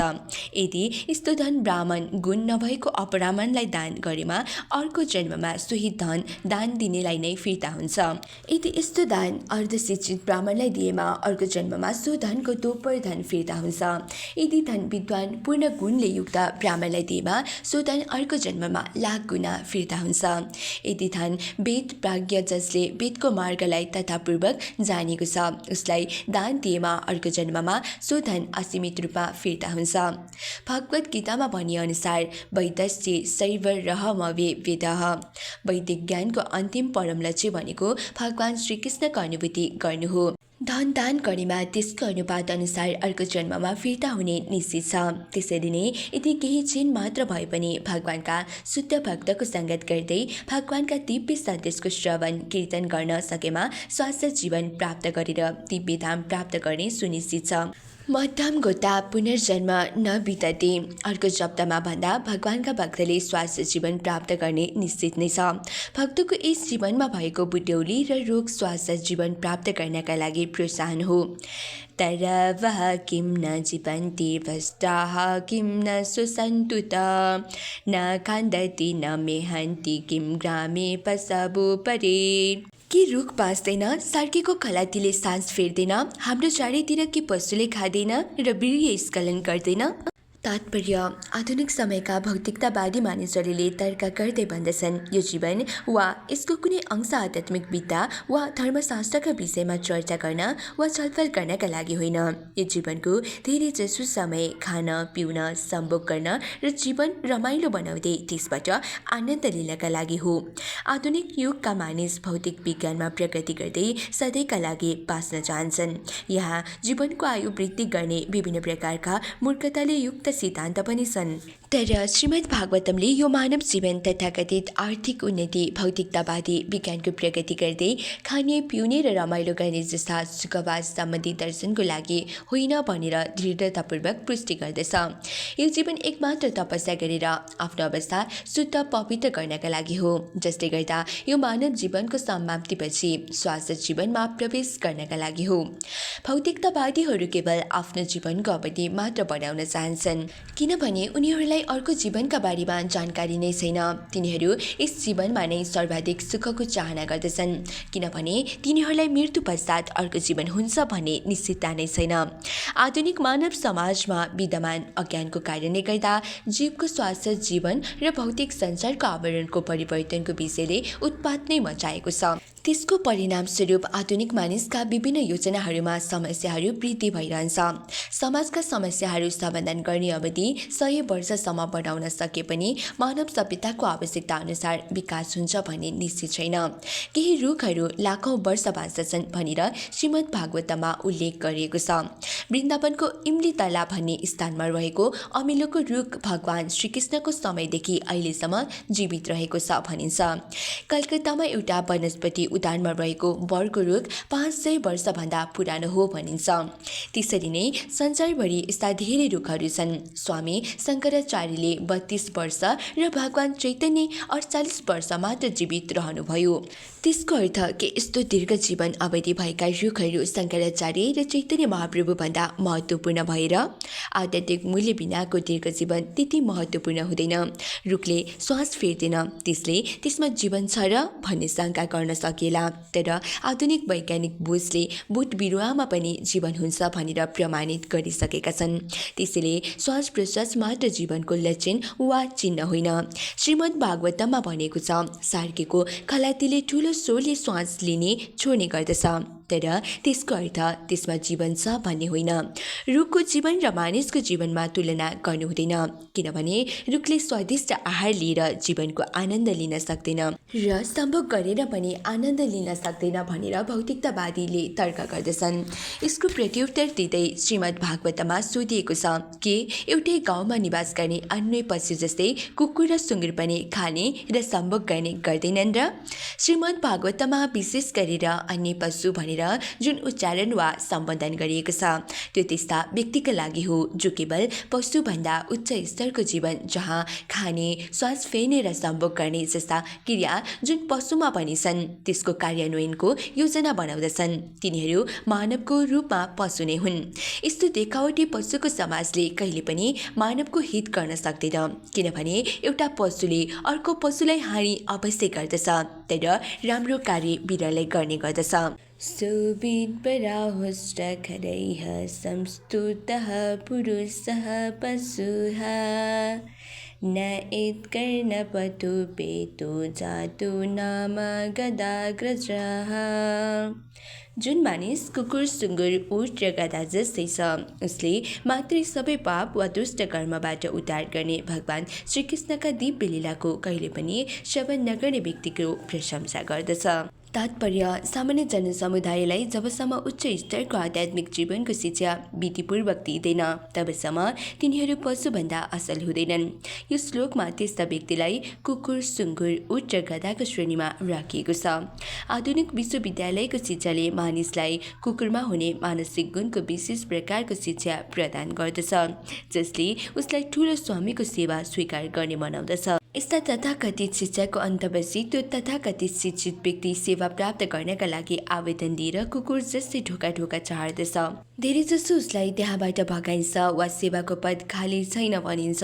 जसरी एउटा तुच्छ पशु सरह कुकुर सानो टुक्रा रोटीका लागि आफ्नो मालिकको विश्वासपूर्वक सेवा गर्दछ, त्यसरी नै मानिसले पनि थोरै लाभका लागि वा पर्याप्त लाभ बिना नै स्वामीको सेवा विश्वासपूर्वक सम्पन्न गर्दछ। जुन व्यक्तिले आफ्नो आहारका बारेमा कुनै भेदभाव गर्दैन, जुनसुकै अथवा सबै प्रकारका अनुपयोगी खाना खान्छ, उसलाई सुँगुरसँग तुलना गरिएको छ। सुँगुरहरू बिस्टा दिसा खान अति नै आसक्त हुन्छन्। दिसा एक प्रकारको पशुको लागि आहार हो। ढुङ्गा पनि कुनै एक प्रकारको पन्छीका लागि आहार हुन्छ। तर मानव जाति सबै प्रकारका र जुनसुकै वस्तु खानका लागि होइन। मानिस केवल अन्न, तरकारी, फल, दूध, चिनी आदि मात्र खानका लागि हो। पशुले खाने आहार मानिसका लागि होइनन्। मानिससँग ठोस आहार टोक्नका लागि फल र तरकारी टोक्नका लागि विशेष प्रकारको दाँत छन्। मानिस जसले पशुको मासु खान चाहन्छ, उसलाई सुविधा स्वरूप दुईवटा कुकुरको दाँत दिएको छ। एउटा मानिसको लागि हुने भोजन, अर्को मानिसका लागि विष हुन्छ भन्ने कुरा सबैलाई जानकारी छ। मानिसले भगवान श्रीकृष्णलाई अर्पण गरेर बाँकी रहेको भोजन स्वीकार गर्नुपर्दछ। भगवानले पात, फूल, फल आदि आहारको रूपमा स्वीकार गर्नुहुन्छ। भगवद् गीता 9:26 वैदिक साहित्य अनुसार भगवानलाई पशुजन्य आहार अर्पण गर्नु हुँदैन भनेर उल्लेख र सिफारिस गरिएको छ। त्यसकारण मानिसहरू विशेष प्रकारको भोजन खानका लागि हुन्। मानिसले तथाकथित भिटामिन प्राप्त गर्ने बहानामा पशुको नकल गर्नु हुँदैन। त्यसकारण जुन व्यक्तिले आफ्नो आहार खान भेदभाव नगरी सबै वस्तु खान्छ, त्यसलाई सुँगुरसँग तुलना गरिन्छ। ऊँट एक प्रकारको पशु हो जसले काँडा खाँदा आनन्द मान्दछ। जुन व्यक्ति पारिवारिक जीवनमा आनन्दित हुन चाहन्छ वा तथाकथित सांसारिक जीवनमा आनन्दित हुन्छ, त्यसलाई ऊँटसँग तुलना गरिएको छ। भौतिक जीवन काँडाले भरिएको छ। त्यसैले मानिसले वैदिक नीति नियमले सिफारिस गरेको पद्धति अनुसार आफ्नो जीवनयापन गर्नुपर्दछ र जे छ त्यसबाट बढी लाभ लिनुपर्दछ। भौतिक जीवन भनेको आफ्नो रगत आफै चुसेर जीवन निर्वाह गर्नु जस्तै हो। भौतिक आनन्दको मुख्य केन्द्रबिन्दु नै सम्भोगयुक्त जीवन हो। सम्भोग गरेर आनन्द लिनु भनेको आफ्नो रगत आफै चुस्नु हो। त्यसकारण यस सन्दर्भमा अरू धेरै व्याख्या गर्न पर्ने आवश्यकता नै छैन। ऊँटले पनि काँडा खाँदा त्यसले ऊँटको जिब्रो काटेर वा कोपरेर ऊँटको मुखभित्र रगत बग्न थाल्दछ। त्यो काँडा ताजा रगतसँग मिसिएपछि त्यस मूर्ख ऊँटलाई बढी स्वाद आउँदछ अनि उसले त्यो काँडा खाँदा उसलाई झुटो आनन्द आउँदछ। त्यसरी नै ठुला ठुला व्यापारी उद्योगपतिहरूले धन कमाउने विभिन्न प्रकारका माध्यम र प्रश्नवाचक साधनको प्रयोग गर्दै कठोर परिश्रम गर्दछन्। त्यसको परिणाम भनेको काँडा सहितको आफ्नै रगत खाए जस्तै हो। त्यसकारण श्रीमद् भागवतमा यस्तो अवस्थामा रहेका रोगी मानिसलाई ऊँटसँग तुलना गरिएको छ। पशुहरूमा गधालाई महान मूर्खमा स्थापित गरिएको छ। गधाले आफूलाई कुनै लाभ नभएर पनि धेरै ठुलो भार बोक्ने कार्य गर्दछ। गधाले सामान्यतया धोबीका लागि कार्य गर्दछ, जसको समाजमा कुनै सम्मानजनक अवस्था हुँदैन। गधाको विशेष योग्यता भनेको नै उसले विपरीत लिङ्गीबाट लात खानु हो। जब गधाले गधिनीसँग मैथुनका लागि आग्रह गर्दछ, उसलाई गधिनीले लात हान्छे, त्यही पनि ऊ मैथुन सुखका लागि गधिनीको पछि लाग्दछ। त्यसैले जोइटिङले वा श्रीमतीले भनेको कुनै पनि कुरा हार्न नसक्ने व्यक्तिलाई गधासँग तुलना गरिएको छ। विशेष यस कलियुगमा प्राय जसो मानिसले कठोर परिश्रम गर्दै कार्य गर्दछ। यस युगको मानव वास्तवमा गधाले जस्तै कार्य गर्न संलग्न भइरहन्छ र ठेला वा रिक्सामा गह्रो भारी राखेर हिँड्ने गर्दछ। तथाकथित मानव सभ्यताको विकासले मानिसलाई गधाको जस्तै कार्यमा संलग्न गराइरहेको छ। ठुला कारखाना र यन्त्रशालाका कामदारहरू कष्टकर कठोर कार्यमा संलग्न हुन्छन्। यसरी दिनभरि कार्य गरेपछि ती दरिद्र कामदारहरू रातमा आफ्नो विपरीत लिङ्ग वा पत्नीबाट लात खान्छन्। केवल मैथुन आनन्दका लागि मात्र नभएर अन्य पारिवारिक कार्य सम्बन्धमा पनि लात खान्छन्। आध्यात्मिक प्रकाश नभएका मानिसलाई श्रीमद् भागवतमा कुकुर, सुँगुर, ऊँट र गधाको समाजमा राखिएको छ, जुन कुनै अति संयुक्त पनि होइन। यस्तो अबोध जनसमूहका नेताहरूले यिनै कुकुर र सुँगुर जस्ता मानिसबाट प्राप्त आदर सम्मानले गर्दा घमण्डको अनुभव गर्दछन्। तर यो धेरै झुटो प्रशंसा होइन। मानिस यस्ता कुकुर र सुँगुरको महान नेता हुन सक्दछ, तर यदि उसमा भगवान श्रीकृष्ण सम्बन्धी विज्ञानको चेतना वा प्रकाशप्रति कुनै चाख नभए त्यो नेता पशुभन्दा अन्य केही हुन सक्दैन भनेर श्रीमद् भागवतमले खुल्ला रूपमा घोषणा गरेको छ। त्यस्तो व्यक्ति शक्तिशाली भनेर भनिन सक्दछ, ऊ बलियो पशु वा विशाल पशु हुन सक्दछ, तर श्रीमद् भागवतमले त्यस मानिसलाई उसको अधार्मिक मनस्थितिका कारण मानिसको स्तरमा राख्दैन। अर्को शब्दमा भन्दा त्यस्ता कुङ्गुर र सुँगुर जस्ता मानिसका ईश्वरविहीन नेतामा धेरै मात्रामा पशुको गुण भएको हुनाले तिनीहरू विशाल पशु हुन्। बेले बतुरुक्रम विक्रमान्य न शृण्वतः कर्णपुटे नरस्य जिह्वा सति दर्दुरिके वसुत न चोपगयत्युरुगाय गाथाः।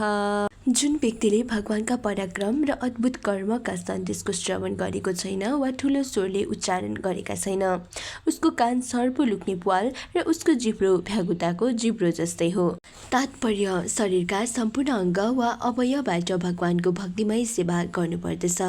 यस्तो कार्य आत्माको दिव्य गतिशील शक्ति हो।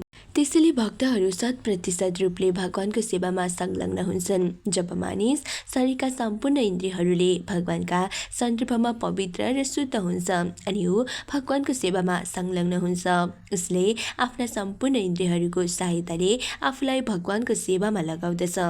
जबसम्म इन्द्रिय र इन्द्रियहरूका क्रियाकलापहरू इन्द्रिय तृप्तिमा संलग्न गराइन्छ तबसम्म ती इन्द्रियहरूलाई अपवित्र वा भौतिकताले युक्त छन् भनिन्छ। शुद्ध इन्द्रियहरू इन्द्रिय तृप्तितर्फ लाग्दैनन्, त्यस्ता इन्द्रियहरू केवल भगवानको सेवामा लागिरहन्छन्। भगवान सम्पूर्ण इन्द्रिय सहितका सर्वोच्च स्वामी हुनुहुन्छ र हामी उहाँका अंश सेवक हौँ र हाम्रा इन्द्रिय पनि उहाँका समान नै छन्। भगवत गीतामा उल्लेख भए अनुसार भगवानको सेवामा संलग्न गराएका इन्द्रियहरू पूर्णतया पवित्र हुन्छन्। भगवानले पूर्ण इन्द्रियहरूद्वारा उपदेश प्रदान गर्नुभयो। अर्जुनले पूर्ण इन्द्रियद्वारा त्यो उपदेश ग्रहण गरे। यस प्रकार यो ज्ञान उपदेश गुरु र शिष्यबीच सङ्गत र विवेकशीलता पूर्ण तरिकाले आदान प्रदान भएको थियो। आध्यात्मिक ज्ञान भनेको आवेश जस्तो होइन जुन गुरुबाट शिष्यलाई प्रदान गरिएको हुन्छ, तर केही प्रचारकहरूले मूर्खतापूर्ण तरिकाले यस्तो होइन भनेर दाबी गर्दछन्। प्रत्येक वस्तु ज्ञान र तर्कले पूर्ण छन् र गुरु शिष्य बीच हुने विचारको आदान प्रदान यदि विनम्रतापूर्वक र सही तरिकाले ग्रहण गरे मात्र सम्भव हुन्छ। चैतन्य चरितामृतमा भनेको छ, मानिसले बुद्धि र पूर्ण चेतनाले युक्त भएर भगवान चैतन्यका शिक्षा ग्रहण गर्नुपर्दछ। त्यसपछि मात्र मानिसले तर्कपूर्ण तरिकाले यी महान उद्देश्यले युक्त सन्देश बुझ्न सक्दछ। अशुद्ध अवस्थामा रहेको जीवका विभिन्न इन्द्रियहरू सांसारिक कार्यमा संलग्न रहन्छन्। यदि हामीले आफ्ना कानलाई भगवत गीता र श्रीमद् भागवतम श्रवण गर्ने भगवानको सेवामा संलग्न नगराए निश्चय नै ती कानका पाल अनावश्यक कुराले भरिनेछ। त्यसकारण भगवत गीता र श्रीमद् भागवतमका सन्देशलाई उच्च स्वरले संसारभरि प्रचार गर्नुपर्दछ। जसले निश्चय नै सही स्रोतबाट श्रवण गरेको छ त्यस्तो भक्तको यस्तो कार्य गर्नु नै कर्तव्य हो। धेरैजसो मानिस अरूलाई केही भन्न चाहन्छन् तर तिनीहरूलाई वैदिक ज्ञानको विषयमा बोल्नका लागि प्रशिक्षण दिएको हुँदैन। त्यसैले उनीहरूले अनावश्यक कुरा गर्दछन् र अन्यले कुनै कुरा नसोची त्यो कुरा सुन्दछ। सांसारिक समाचार प्रचार प्रसार गर्नका लागि यहाँ हजारौं स्रोत छन् र संसारका मानिसले ती समाचारहरू ग्रहण पनि गरिरहेका छन्। यसरी नै संसारका मानिसलाई श्रवण गर्ने भगवानका दिव्य विषयका बारेमा शिक्षा प्रदान गर्न पर्दछ। त्यसैले भगवानका भक्तहरूले ती विषय ठुलो स्वरले भन्नुपर्दछ जसले गर्दा ती मानिसले त्यो सुन्न सकुन्। भ्यागुतो ठुलो स्वरमा कराउँदछ जसले सर्पलाई आमन्त्रण गर्दछ र सर्प आएर त्यसलाई खान्छ। मानवको जिब्रो विशेष गरेर वैदिक मन्त्र उच्चारण गर्नका लागि प्रदान गरिएको हो, भ्यागुतोको जस्तो ट्वार गर्नका लागि होइन। यस श्लोकमा प्रयोग गरेको असती शब्द पनि महत्त्वपूर्ण छ। असती शब्दको अर्थ यस्ती स्त्री जो वेश्या भएकी छ भन्ने हुन्छ। स्त्रीमा हुने असल गुण वेश्यामा पनि हुन्छन् भन्नेमा तिनीहरू विख्यात हुँदैनन्। त्यसै गरेर वैदिक मन्त्र उच्चारणका लागि प्रदान गरिएको जिब्रो अन्य सांसारिक विषयका कुरा गर्न संलग्न गराएमा त्यो पनि वेश्या समान ठानिन्छ। भारः परं पैट्टकिरीटजुष्ट मप्युत माङ्गं नमेन्मुकुन्दं सावौ करौ नु कुरुते सर्पर्यार् हरिर्लसत्काञ्चकनकङ्कणौ वा मुक्ति प्रदान गर्ने भगवानका आगे नझुके, शिरमा रेशमी फेटा लगाए पनि त्यो ठुलो भार नै हो। चम्किला बाला लगाएका हात भए पनि यदि भगवान श्रीहरिको सेवामा संलग्न नगराए ती मृत मानिस तुल्य नै हुन्। तात्पर्य, पहिला वर्णन गरे अनुसार भगवानका भक्त पनि 3 प्रकारका हुन्छन्। प्रथम श्रेणीको भक्तले कसैले पनि भगवानको सेवामा नलागेको देख्दैन, तर दोस्रो श्रेणीको भक्तले भक्त र अभक्त बीच अन्तर गर्दछ। त्यसकारण दोस्रो श्रेणीका भक्तहरू भगवत विषय प्रचार प्रसार गर्नका लागि उपयुक्त हुन्छन्।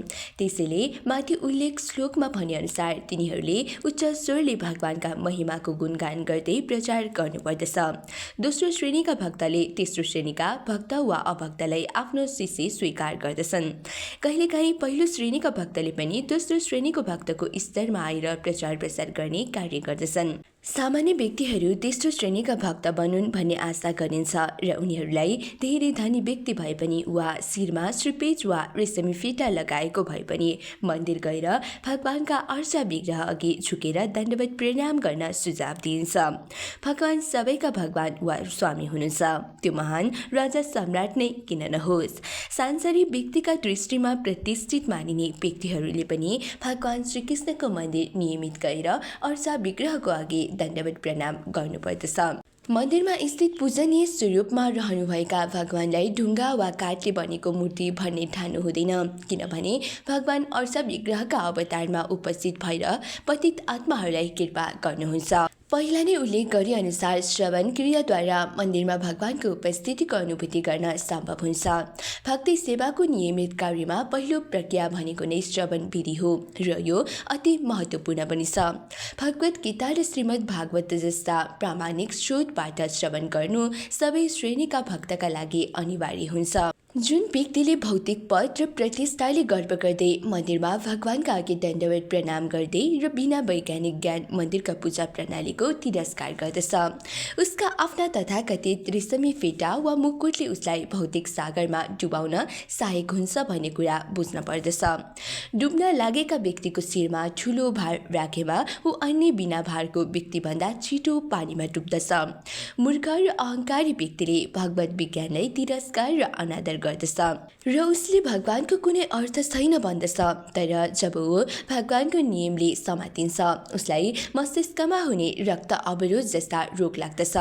यस्ता ईश्वरविहीन व्यक्ति आफ्ना भौतिक उपलब्धको भारले अज्ञानताको सागरमा डुब्दछ। ईश्वरको चेतनाविहीन भौतिक विज्ञानको प्रगति मानव समाजका लागि शिरको बोझ वा भार हो। त्यसैले मानिसले यो ठुलो चेतावनीलाई ध्यान दिनुपर्दछ। सामान्य व्यक्ति जसलाई भगवानको पूजा सेवा गर्ने समय छैन, उसले कम्तीमा आफ्ना 2 हातलाई भगवानको मन्दिर सफा गर्ने कार्यमा लगाउन पर्दछ। ओडिसाका अत्यन्त शक्तिशाली राजा महाराज प्रताप रुद्र हुन् र उनी राज्यको अत्याधिक उत्तरदायित्वको कार्यमा सधैँ व्यस्त हुन्थे। त्यही पनि वर्षमा एक पटक भगवानको उत्सवको दिन आफ्ना हातले पुरी स्थित भगवान जगन्नाथ मन्दिरको सफाई गर्दथे। यसको अर्थ मानिस जति महत्त्वपूर्ण भए पनि उसले परम ईश्वरको श्रेष्ठतालाई स्वीकार गर्नुपर्दछ। यस्तो ईश्वर चेतनाले मानिसलाई भौतिक सम्पन्नतामा पनि सहायता गर्दछ। भगवान जगन्नाथको अधीनस्थ रहेका हुनाले महाराज प्रताप रुद्र जनशक्तिशाली भए। त्यसैले त्यस समयका महान पठान उनको शक्तिले गर्दा उडिसामा प्रवेश गर्न सकेनन् र अन्त्यमा भगवान जगन्नाथको अधीनस्थ स्वीकार गरेको परिप्रेक्ष्यमा नै भगवान चैतन्यले महाराज प्रताप रुद्रलाई कृपा गर्नुभयो।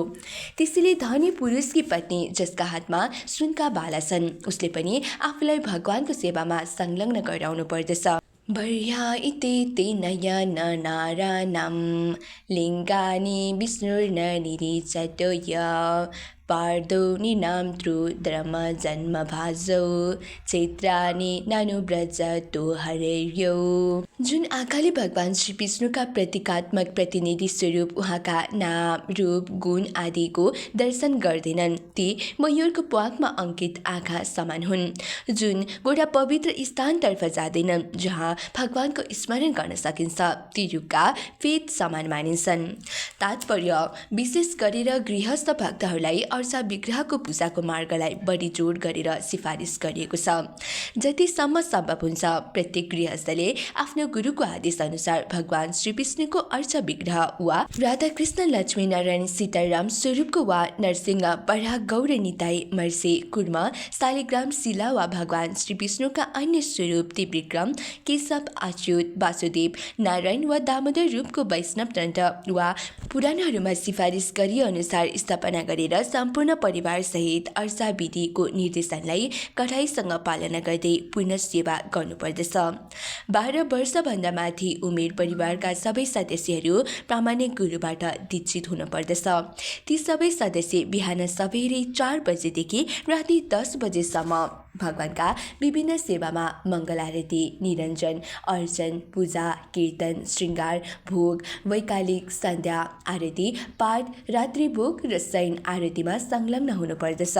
यसरी प्रामाणिक गुरुको निर्देशनमा गृहस्थले आफूलाई अर्चा विग्रहको पूजा सेवामा संलग्न गराएमा छिटो पवित्र बनाउन सक्दछ र तीव्र गतिमा आध्यात्मिक ज्ञान प्राप्त गर्न सक्दछ। नयाँ भक्तका लागि केवल सैद्धान्तिक पुस्तकीय ज्ञान पर्याप्त हुँदैन। पुस्तकीय ज्ञान सैद्धान्तिक हो र अर्चन विधि व्यवहारिक ज्ञान हो। सैद्धान्तिक र व्यवहारिक ज्ञानको सम्मिश्रणले नै आध्यात्मिक ज्ञानको विकास गर्नुपर्दछ। त्यसबाट नै आध्यात्मिक पूर्णता प्राप्त गर्ने निश्चित हुन्छ। नवदीक्षित भक्तलाई दिइने भक्तिको प्रशिक्षण पूर्णतया विज्ञ आध्यात्मिक गुरुमा निर्भर गर्दछ, किनभने त्यस भक्तलाई कसरी बिस्तारै र क्रमिक प्रगति गराउँदै आफ्नो घर रूपी भगवत धाम लैजान निर्देशन गर्ने हो भन्ने बारेमा उहाँलाई जानकारी हुन्छ। कोही पनि आफ्नो पारिवारिक घर खर्च सञ्चालनका लागि छाद्य गुरु बन्न हुँदैन। ऊ एउटा कुशल गुरु बनेर आफ्नो शिष्यलाई आसन्न मृत्युको बन्धनबाट उद्धार गर्नुपर्दछ। श्री विश्वनाथ चक्रवर्ती ठाकुरले गुरुको प्रामाणिक गुणको वर्णन गर्नुभएको छ। तीमध्ये एउटा श्लोक यस्तो छ: श्री विग्रहाराधन्य ते नाना श्रृङ्गार तन्दन्दिर मार्जनादौ युक्तस्य भक्तस्य नियुञ्ज तद्रपि वन्दे गुरुः श्री चरणाबिन्दम। श्री विग्रह भनेको अर्चा वा भगवानको पूजाको लागि उपयुक्त स्वरूप हो। शिष्यले त्यस अर्चाको श्रृङ्गार गरेर वा उपयुक्त वस्त्र आभूषणले सजाएर मन्दिर मार्जन वा मन्दिरको सफाई गरेर नियमित पूजा सेवा गर्नुपर्दछ। गुरुले नवदीक्षित भक्तलाई अत्यन्त अनुग्रहपूर्वक र स्वयं ती सबै कुरा सिकाउनुहुन्छ र भगवानका दिव्य नाम, रूप, गुण आदिको बिस्तारै अनुभूति प्राप्त गर्न सहयोग गर्नुहुन्छ। केवल भगवानलाई वस्त्र अलङ्कारले श्रृङ्गार गर्न, मन्दिरको सजावट गर्न, आफूलाई ध्यानपूर्वक संलग्न गराउँदै सङ्गीतमय कीर्तन र शास्त्रका आध्यात्मिक उपदेश श्रवण गर्नमा आफूलाई संलग्न गराए मात्रै सामान्य व्यक्ति नारकीय चलचित्रको आकर्षण र रेडियोबाट सर्वत्र प्रसारित हुने निरर्थक कामुक गीतहरूबाट हुने नराम्रो असरबाट बच्न सक्दछ। यदि कोही आफ्नो घरमा मन्दिर जस्तो अवस्था निर्माण गर्न असमर्थ भए ऊ माथि उल्लेख गरिएका कार्यक्रम नियमित रूपले सञ्चालन हुने अन्य मन्दिरमा जान पर्दछ। भक्तको घरमा स्थित मन्दिरमा गएर विशेष श्रृङ्गार गरिएको भगवानको अर्चा र पवित्र मन्दिरले सांसारिक मनलाई स्वाभाविक तरिकाले आध्यात्मिक प्रेरणा प्रदान गर्दछ। मानिसले वृन्दावन जस्तै पवित्र स्थलको भ्रमण गर्नुपर्दछ, जहाँ यसरी नै मन्दिर र अर्चाको विशेष तरिकाले पूजाको व्यवस्था गरिएको हुन्छ। परापूर्व समयमा धनी व्यक्ति जस्तै राजा र धनी व्यापारीहरूले कुशल सेठ गोस्वामीहरू जस्ता भगवानका भक्तहरूको निर्देशन अनुसार यस्ता मन्दिरहरूको निर्माण गर्दथे। सामान्य व्यक्तिहरूका लागि यस्ता मन्दिर र तीर्थस्थलमा सम्पन्न हुने उत्सवहरूमा महान भक्तहरूको पद चिन्ह अनुव्रजको अनुसरण गर्दै त्यहाँबाट लाभ लिनु उनीहरूको कर्तव्य नै हो। मानिसहरू यस्ता पवित्र स्थलहरूमा पर्यटकीय वा घुमघाम गर्ने मनस्थिति लिएर जानु हुँदैन, बरु त्यस्ता मन्दिर र पवित्र स्थललाई भगवानको दिव्य लीलाले अमर भएको मानेर ईश्वर विज्ञानको बारेमा सही ज्ञान भएका व्यक्तिले पथ प्रदर्शनमा जाने गर्नुपर्दछ। यसलाई नै अनुव्रज भनिन्छ। अनु भनेको पछि लाग्नु हो। त्यसकारण कुनै पनि मन्दिर र पवित्र धार्मिक तीर्थस्थलको भ्रमण कुनै प्रामाणिक गुरुको निर्देशन अनुसार गर्नु बेस हुन्छ।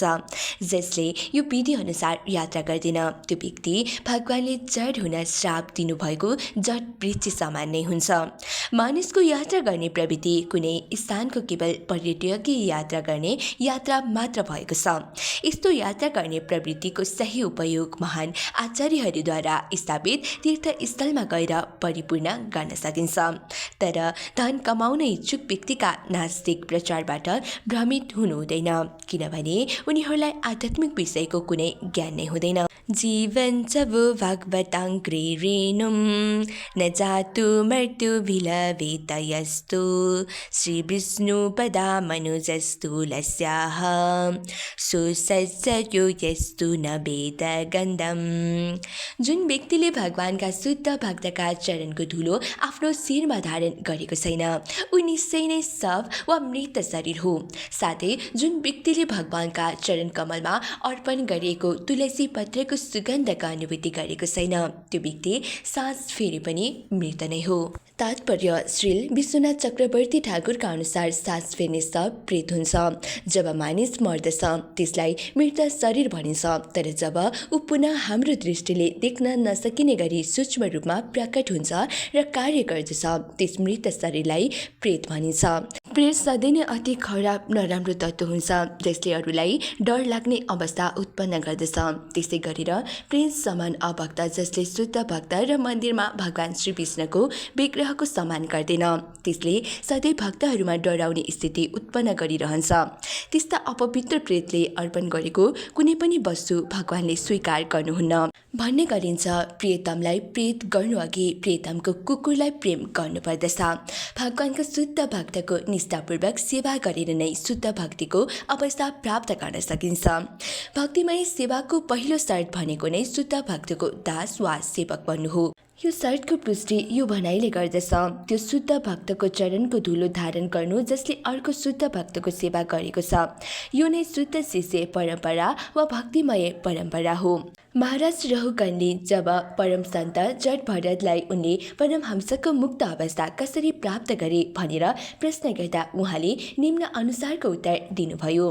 भागवतम 5:12 रहुगणे तत्तपसा न याति न त्यजया निर्वपनात् गृह्वाद्वा न छन्दसा नैव जलाग्नि सूर्यर्विना महत्पदारजुद्रभिषेकम्। हे राजा रहुगण, जबसम्म महान भक्तहरूको चरणको धुलोको कृपा प्राप्त गर्न सकिँदैन तबसम्म भक्तिमय सेवाको पूर्णता वा परमहंसको अवस्थामा पुग्न सकिँदैन। तपस्या, वैदिक पूजन विधि, सन्यास ग्रहण, गृहस्थ जीवनका कर्तव्यको पालना, वैदिक मन्त्रको उच्चारण, तातो सूर्यमा वा तातो आगोको अघि वा चिसो पानीमा बसेर गरिने तपस्या कुनैबाट पनि यो अवस्था प्राप्त गर्न सकिँदैन। अर्को शब्दमा भन्दा भगवान श्रीकृष्ण शुद्ध निस्वार्थ भक्तको सम्पत्ति हुनुहुन्छ। त्यसैले भक्तले नै भगवान श्रीकृष्णलाई अर्को भक्तलाई अर्पण गर्न सक्दछ। भगवान श्रीकृष्णलाई सोझै कसैले पनि प्राप्त गर्न सक्दैन। त्यसैले भगवान चैतन्यले आफूलाई गोपी भर्तुह पदकमल युर्दा सदा सानुदासः अर्थात् वृन्दावनका गोपीहरूको पालन गर्ने भगवानका दासको पनि दास हो भनेर भन्नुभएको छ। शुद्ध भक्तले कहिले पनि सोझै भगवान कहाँ पुग्ने प्रयत्न गर्दैन। उसले भगवानका दासको पनि दासलाई प्रसन्न गराउने प्रयास गर्दछ। यसो गरेमा मात्र भगवान प्रसन्न हुनुहुन्छ। त्यसपछि मात्र भक्तले भगवानका चरण कमलमा अर्पण गरिएको तुलसीको पत्रको आस्वादन गर्न सक्दछ। ब्रह्म संहितामा भनिएको छ, मानिसले वैदिक साहित्यको महान विद्वान भएर मात्रै भगवान प्राप्त गर्न सक्दैन, तर शुद्ध भक्त भए उसले भगवानलाई सजिलै प्राप्त गर्न सक्दछ। वृन्दावनमा सबैले भगवान श्रीकृष्णकी लादिनी शक्ति श्रीमती राधारानीको कृपा प्राप्त गर्ने प्रार्थना गर्दछन्। उहाँ परम पूर्णतम भगवानकी सुकोमल हृदय भएकी अर्धाङ्गिनी हुनुहुन्छ र उहाँ संसारकी स्त्रीको प्राकृतिक स्वरूपको पूर्णतम अवस्था अनुरूप हुनुहुन्छ। त्यसकारण भगवानको निष्ठावान भक्तले राधारानीको कृपा सरलताले प्राप्त गर्दछ। जब उहाँले एकपटक भगवान श्रीकृष्णसँग यस्ता भक्तको सिफारिस गरिदिनुहुन्छ, त्यसपछि भगवानले त्यो भक्तलाई आफ्नो सङ्गतमा प्रवेश गराउनुहुन्छ। सारांशमा भन्दा मानिसले भगवानको सोझो कृपा प्राप्त गर्नुभन्दा भक्तको कृपा प्राप्त गर्नका लागि गम्भीर हुनुपर्दछ। यसो गर्नाले भक्तको सौहृदताद्वारा उसमा भगवान प्राप्तिको सेवा गर्ने स्वाभाविक आकर्षण पुनः जागृत हुन्छ। तदस्मसरं हृदयं वदेतं यद् गृहमर्णो हृदनमद्यर्यः न विक्रियताथ यदा विकारो निद्रे जलं गात्ररुहे सुहर्षः। व्यक्ति एकाग्र भएर भगवानका पवित्र नामको उच्चारण गर्दा जब हर्षित हुन्छ र आँखाबाट आँसु आउँदछ, शरीर रोमाञ्चित हुन्छ, त्यही पनि उसमा कुनै परिवर्तन हुँदैन, तब निश्चय नै उसको हृदय फलामले बनेको हुन्छ। तात्पर्य: दोस्रो स्कन्धको पहिलो 3 अध्यायमा भक्तिको क्रमिक विकास कसरी गर्न सकिन्छ भन्ने विषय प्रस्तुत गरिएको कुरामा हामीले ध्यान दिनुपर्दछ। पहिलो अध्यायमा ईश्वर चेतना प्राप्त गर्न श्रवण र कीर्तन गर्नुपर्दछ भन्ने कुरामा जोड दिएको छ। नवदीक्षित भक्तका लागि भगवानको विशेष रूपमा स्थूल रूपको धारणा बुझ्नुपर्ने सिफारिस गरिएको छ। उहाँको शक्तिको भौतिक अभिव्यक्तिको माध्यमद्वारा ईश्वरको यस्तो स्थूल धारणा प्राप्त गर्न सकिन्छ र मानिसको मन र इन्द्रिय आध्यात्मिक बन्दछ। त्यसपछि बिस्तारै बिस्तारै उसको मन, जो परमात्मा रूपमा प्रत्येकको हृदयमा सर्वत्र र ब्रह्माण्डको प्रत्येक परमाणुमा विराजमान हुनुहुन्छ, भगवान विष्णुमा एकाग्र हुन्छ। त्यसैले सामान्य व्यक्तिका लागि पञ्च उपासना पद्धति वा 5 मानसिक प्रवृत्तिको सिफारिस गरिएको छ। यसमा क्रमिक विकास श्रेष्ठको पूजा, त्यो अग्नि, विद्युत, सूर्य, जीव, भगवान शिव र अन्त्यमा निराकार परमात्मा, जो भगवान श्री विष्णुको आंशिक प्रतिनिधित्व हुनुहुन्छ, यो सबैको सुन्दर वर्णन दोस्रो अध्यायमा गरिएको छ। भक्तिमा अरू प्रगति गरेपछि वा शुद्ध भक्तिमय सेवामा पुगेपछि मानिस विष्णु पूजाको परिपक्व अवस्थामा पुग्दछ, जहाँ उसको हृदयमा परिवर्तन हुन्छ।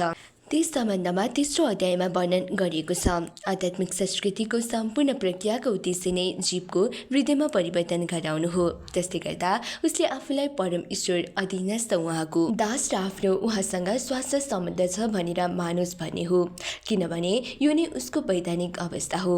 यसरी भक्तिमय सेवाको विकास सँगसँगै उसको हृदयमा भएको परिवर्तनले उसलाई संसारमा आफ्नो प्रभुत्व देखाउन खोज्ने झुटो भावनाद्वारा उत्पन्न भौतिक भोग गर्ने इच्छामा क्रमशः विरक्ति उत्पन्न हुन्छ र भगवानप्रति गरिने प्रेम भक्ति वृद्धि हुँदै जान्छ। यहाँ विधि भक्ति अर्थात् शरीरका सम्पूर्ण अङ्ग, आँखा, नाक, कान, हात, गोडा आदि जसको बारेमा पहिला पनि वर्णन गरिसकिएको छ, द्वारा नियमित भक्तिमय सेवाहरू सम्पन्न गर्न शरीरका सबै अङ्गहरूका क्रियाकलापहरूलाई प्रेरणा प्रदान गर्ने मनको सम्बन्धलाई विशेष जोड दिएको छ। सम्पूर्ण साधनहरूद्वारा नियमित भक्तिमय सेवा सम्पन्न गरेमा अवश्य नै हृदयमा परिवर्तन हुन्छ भन्ने आशा गर्न सकिन्छ। यदि त्यस्तो परिवर्तन नभए त्यो हृदय फलामले बनेको हुन्छ भनेर बुझ्नु पर्दछ, किनभने भगवानका पवित्र नामको जप कीर्तन उच्चारण गर्दा पनि त्यो पग्लन सकेन। भक्तिमय कर्तव्य वा क्रिया सम्पन्न गर्ने मूल सिद्धान्त भनेको नै श्रवण र उच्चारण गर्ने कार्य हो भनेर हामीले सधैँ स्मरण गर्नुपर्दछ। यदि यी क्रिया सही तरिकाले सम्पन्न गरेमा त्यहाँ हर्ष उत्पन्न हुन्छ, आँखामा आँसु आउँदछ र शरीर रोमाञ्चित हुन्छ। यी सबै भावपूर्ण स्थितिका परिणाम र प्रारम्भिक लक्षण हुन् र यो अवस्था प्रेमको पूर्णताको स्थिति वा भगवत प्रेमको स्थितिभन्दा पूर्व आउँदछ। यदि यसरी निरन्तर भगवानका पवित्र नामको श्रवण र कीर्तन गर्दा पनि कुनै प्रतिक्रिया नभए यो सबै केवल अपराध गरेको कारणले हुन सक्दछ भनेर बुझ्नुपर्दछ। सन्दर्भको यही निर्णय छ। भगवानका पवित्र नामको जप उच्चारण प्रारम्भ गर्दा यदि भक्तले पवित्र नामको उच्चारण प्रति 10 प्रकारका अपराध गर्नबाट आफूलाई सावधान गर्न नसके, निश्चय नै उसमा बिछोडको भावना, आँखामा आँसु र रोमाञ्चित हुने जस्ता प्रतिक्रियाहरू देखा पर्दैनन्। भाव अवस्थाको प्राकट्यमा 8 दिव्य लक्षणहरूबाट हुन्छन्, जस्तै निष्क्रियता, पसिना आउने, रोमाञ्च, सुर गदगद हुनु, कम्पन, शरीरको रङ पहेँलो हुनु, आँखामा आँसु आउनु र अन्त्यमा समाधि। श्री रूप गोस्वामीद्वारा विरचित भक्ति रसामृत सिन्धु कृतिको सार स्वरूप भएको द नेक्टर अफ डिभोसन पुस्तकमा यी लक्षणका बारेमा विस्तृत वर्णन गरिएको छ। साथै अन्य क्रमिक र द्रुत दिव्य प्रकृतिको पनि व्याख्या छ। श्री विश्वनाथ चक्रवर्ती ठाकुरले अनैतिक नवदीक्षित भक्तले सस्तो प्रशंसा प्राप्त गर्नका लागि उपयुक्त लक्षणको अनुकरण गरेको सन्दर्भमा यी भावको आलोचनात्मक व्याख्या गर्नुभएको छ। विश्वनाथ चक्रवर्ती मात्र होइन, श्री रूप गोस्वामीले पनि यस सन्दर्भमा प्रवचनात्मक विवरण दिनुभएको छ। कहिलेकाहीँ सांसारिक भक्त प्राकृतिक सहजियाहरूले उपयुक्त भावका 8वटा लक्षणको अनुकरण गर्दछन्, तर यस्तो झुटो लक्षणका बारेमा तुरुन्त पत्ता लगाउन सकिन्छ जब यस्ता झुटा भक्तहरूले धेरै प्रकारका निषेधित वस्तु प्रयोग गरेको देखिन्छ। भक्तले धारण गर्ने चिन्हहरू लगाएर त्यो व्यक्तिले धूम्रपान गर्ने, मद्यपान गर्ने, अवैध सम्बन्ध राख्ने गरे उसमा माथि उल्लेख भावका लक्षण हुँदैनन्। कहिलेकाहीँ कसैले जानेर नै यस्तो लक्षणको अनुकरण गर्दछन्। त्यसकारण यस्ता व्यक्तिलाई श्री विश्वनाथ चक्रवर्ती ठाकुरले ढुङ्गाको हृदय जस्तै कठोर हृदय भएको भनेर भन्नुभएको छ। तिनीहरू कहिलेकाहीँ यस्ता दिव्य लक्षणको प्रभावित हुन्छन्, तर यदि तिनीहरूले त्यस्ता निषेधित व्यवहार नछोडी दिव्य अनुभूति होला भन्ने आशा गर्नु व्यर्थ हुन्छ। जब भगवान चैतन्यले गोदावरी नदीको तीरमा काँवरका श्री रामनन्द रायसँग भेट्नु भएको थियो, त्यस समय उहाँमा यी सम्पूर्ण लक्षण देखा परेका थिए। तर रायको घरमा धेरै अभक्त ब्राह्मणहरूको उपस्थिति भएको हुनाले भगवान चैतन्यले यी लक्षणहरू दबाएर राख्नुभयो। कुनै परिस्थितिमा महान भक्त वा प्रथम श्रेणीका भक्तमा पनि यी लक्षणहरू प्रकट हुन पनि सक्दछन्। त्यसकारण सही स्थायी भाव भौतिक इच्छाको अन्त्य भएपछि शान्ति प्रत्येक क्षण दिव्य प्रेममय सेवालाई भगवानको सेवामा प्रयोग गरेपछि अव्यर्थ कालत्व निरन्तर भगवानका महिमाको वर्णन गर्न उत्सुक भएपछि नाम गाने सदा रुचि भगवानको धाममा निवास गर्ने आकर्षण प्रीतिस्तदस्ते स्थले भौतिक सुखबाट पूर्ण वैराग्य विरक्ति अभिमान रहित मान्य शून्यता भएपछि मात्र प्रकट हुन्छ। जसमा यी सम्पूर्ण दिव्य गुण उत्पन्न हुन्छन् उसैमा मात्र सही भावको अवस्था प्रकट हुन्छ। अनि कठोर हृदय भएका अनुकरण गर्ने वा सांसारिक भक्तमा हुँदैन। यो सम्पूर्ण प्रक्रियालाई यस प्रकार संक्षेपमा भन्न सकिन्छ। जुन व्यक्तिले पूर्णतया अपराध रहित भएर भगवानका पवित्र नामको जप गर्दछ र प्रत्येक व्यक्तिसँग मैत्री भाव राख्दछ, त्यस्तो भक्तले भगवानका दिव्य यसका महिमाको वास्तविक दिव्य आस्वादन गर्दछ। माथि उल्लेख गरेका सम्पूर्ण भौतिक इच्छा रोक्न सकेमा परिणाम स्वरूप यस्तो अनुभूति प्राप्त गर्न सकिन्छ। नयाँ दीक्षित भक्तहरू भक्तिमय सेवामा निम्न स्तरमा रहने हुनाले ईर्ष्यालु हुन्छन्। त्यसैले आफ्ना आचार्य गुरुहरूको अनुगमन नगरेर भक्तिका आफ्नै विधि विधानको आविष्कार गर्दछन्। त्यसकारण भगवानका पवित्र नामको निरन्तर जप र कीर्तन गरे पनि तिनीहरूले पवित्र नामको दिव्य स्वादको आस्वादन गर्न सक्दैनन्। त्यसैले आँखामा आँसु आउनु, कम्प हुनु, पसिना आउनु, मुर्छा पर्नु यी सबैको भर्सना गरिएको छ। भगवानका शुद्ध भक्तसँगको सङ्गत गर्नाले मानिसहरूले आफ्नो नराम्रो बानीमा सुधार ल्याउन सक्दछन्, अन्यथा उनीहरू कठोर हृदयका रहन्छन् र उपचारका लागि अयोग्य नै हुन्छन्। भगवतधाम जाने मार्गको पूर्ण प्रकृतिको सन्दर्भमा शास्त्रको निर्देशन अनुसार हुने गर्दछ। त्यस निर्देशनको अनुभूति भक्तले गर्न सक्दछ। अर्थावृद्धिर्यङ्ग मनोनुकूलं प्रभाससे भगवत प्रधानः यदाह वैयासकीरात्मविधा विशारदो निवृत्तं साधु पृष्ठः। हे सुत गोस्वामी, तपाईँका वचन हाम्रा मन अनुकूल छन्। कृपया दिव्य ज्ञानले युक्त महान भक्त सुकदेव गोस्वामीले महाराज परीक्षितले सोद्धा जे भन्नुभएको थियो त्यो हामीलाई पनि भन्नुहोस्। तात्पर्य पूर्ववर्ती आचार्य सुकदेव गोस्वामीद्वारा जुन ज्ञान प्रदान गर्नुभएको थियो त्यही ज्ञानको सुत गोस्वामीले अनुसरण गर्नुभएको थियो। त्यसैले त्यो ज्ञान सधैँ शक्तिशाली दिव्य ज्ञान हुन्छ। त्यो ज्ञान हृदय छुने र विनम्र विद्यार्थीका लागि लाभप्रद हुन्छ।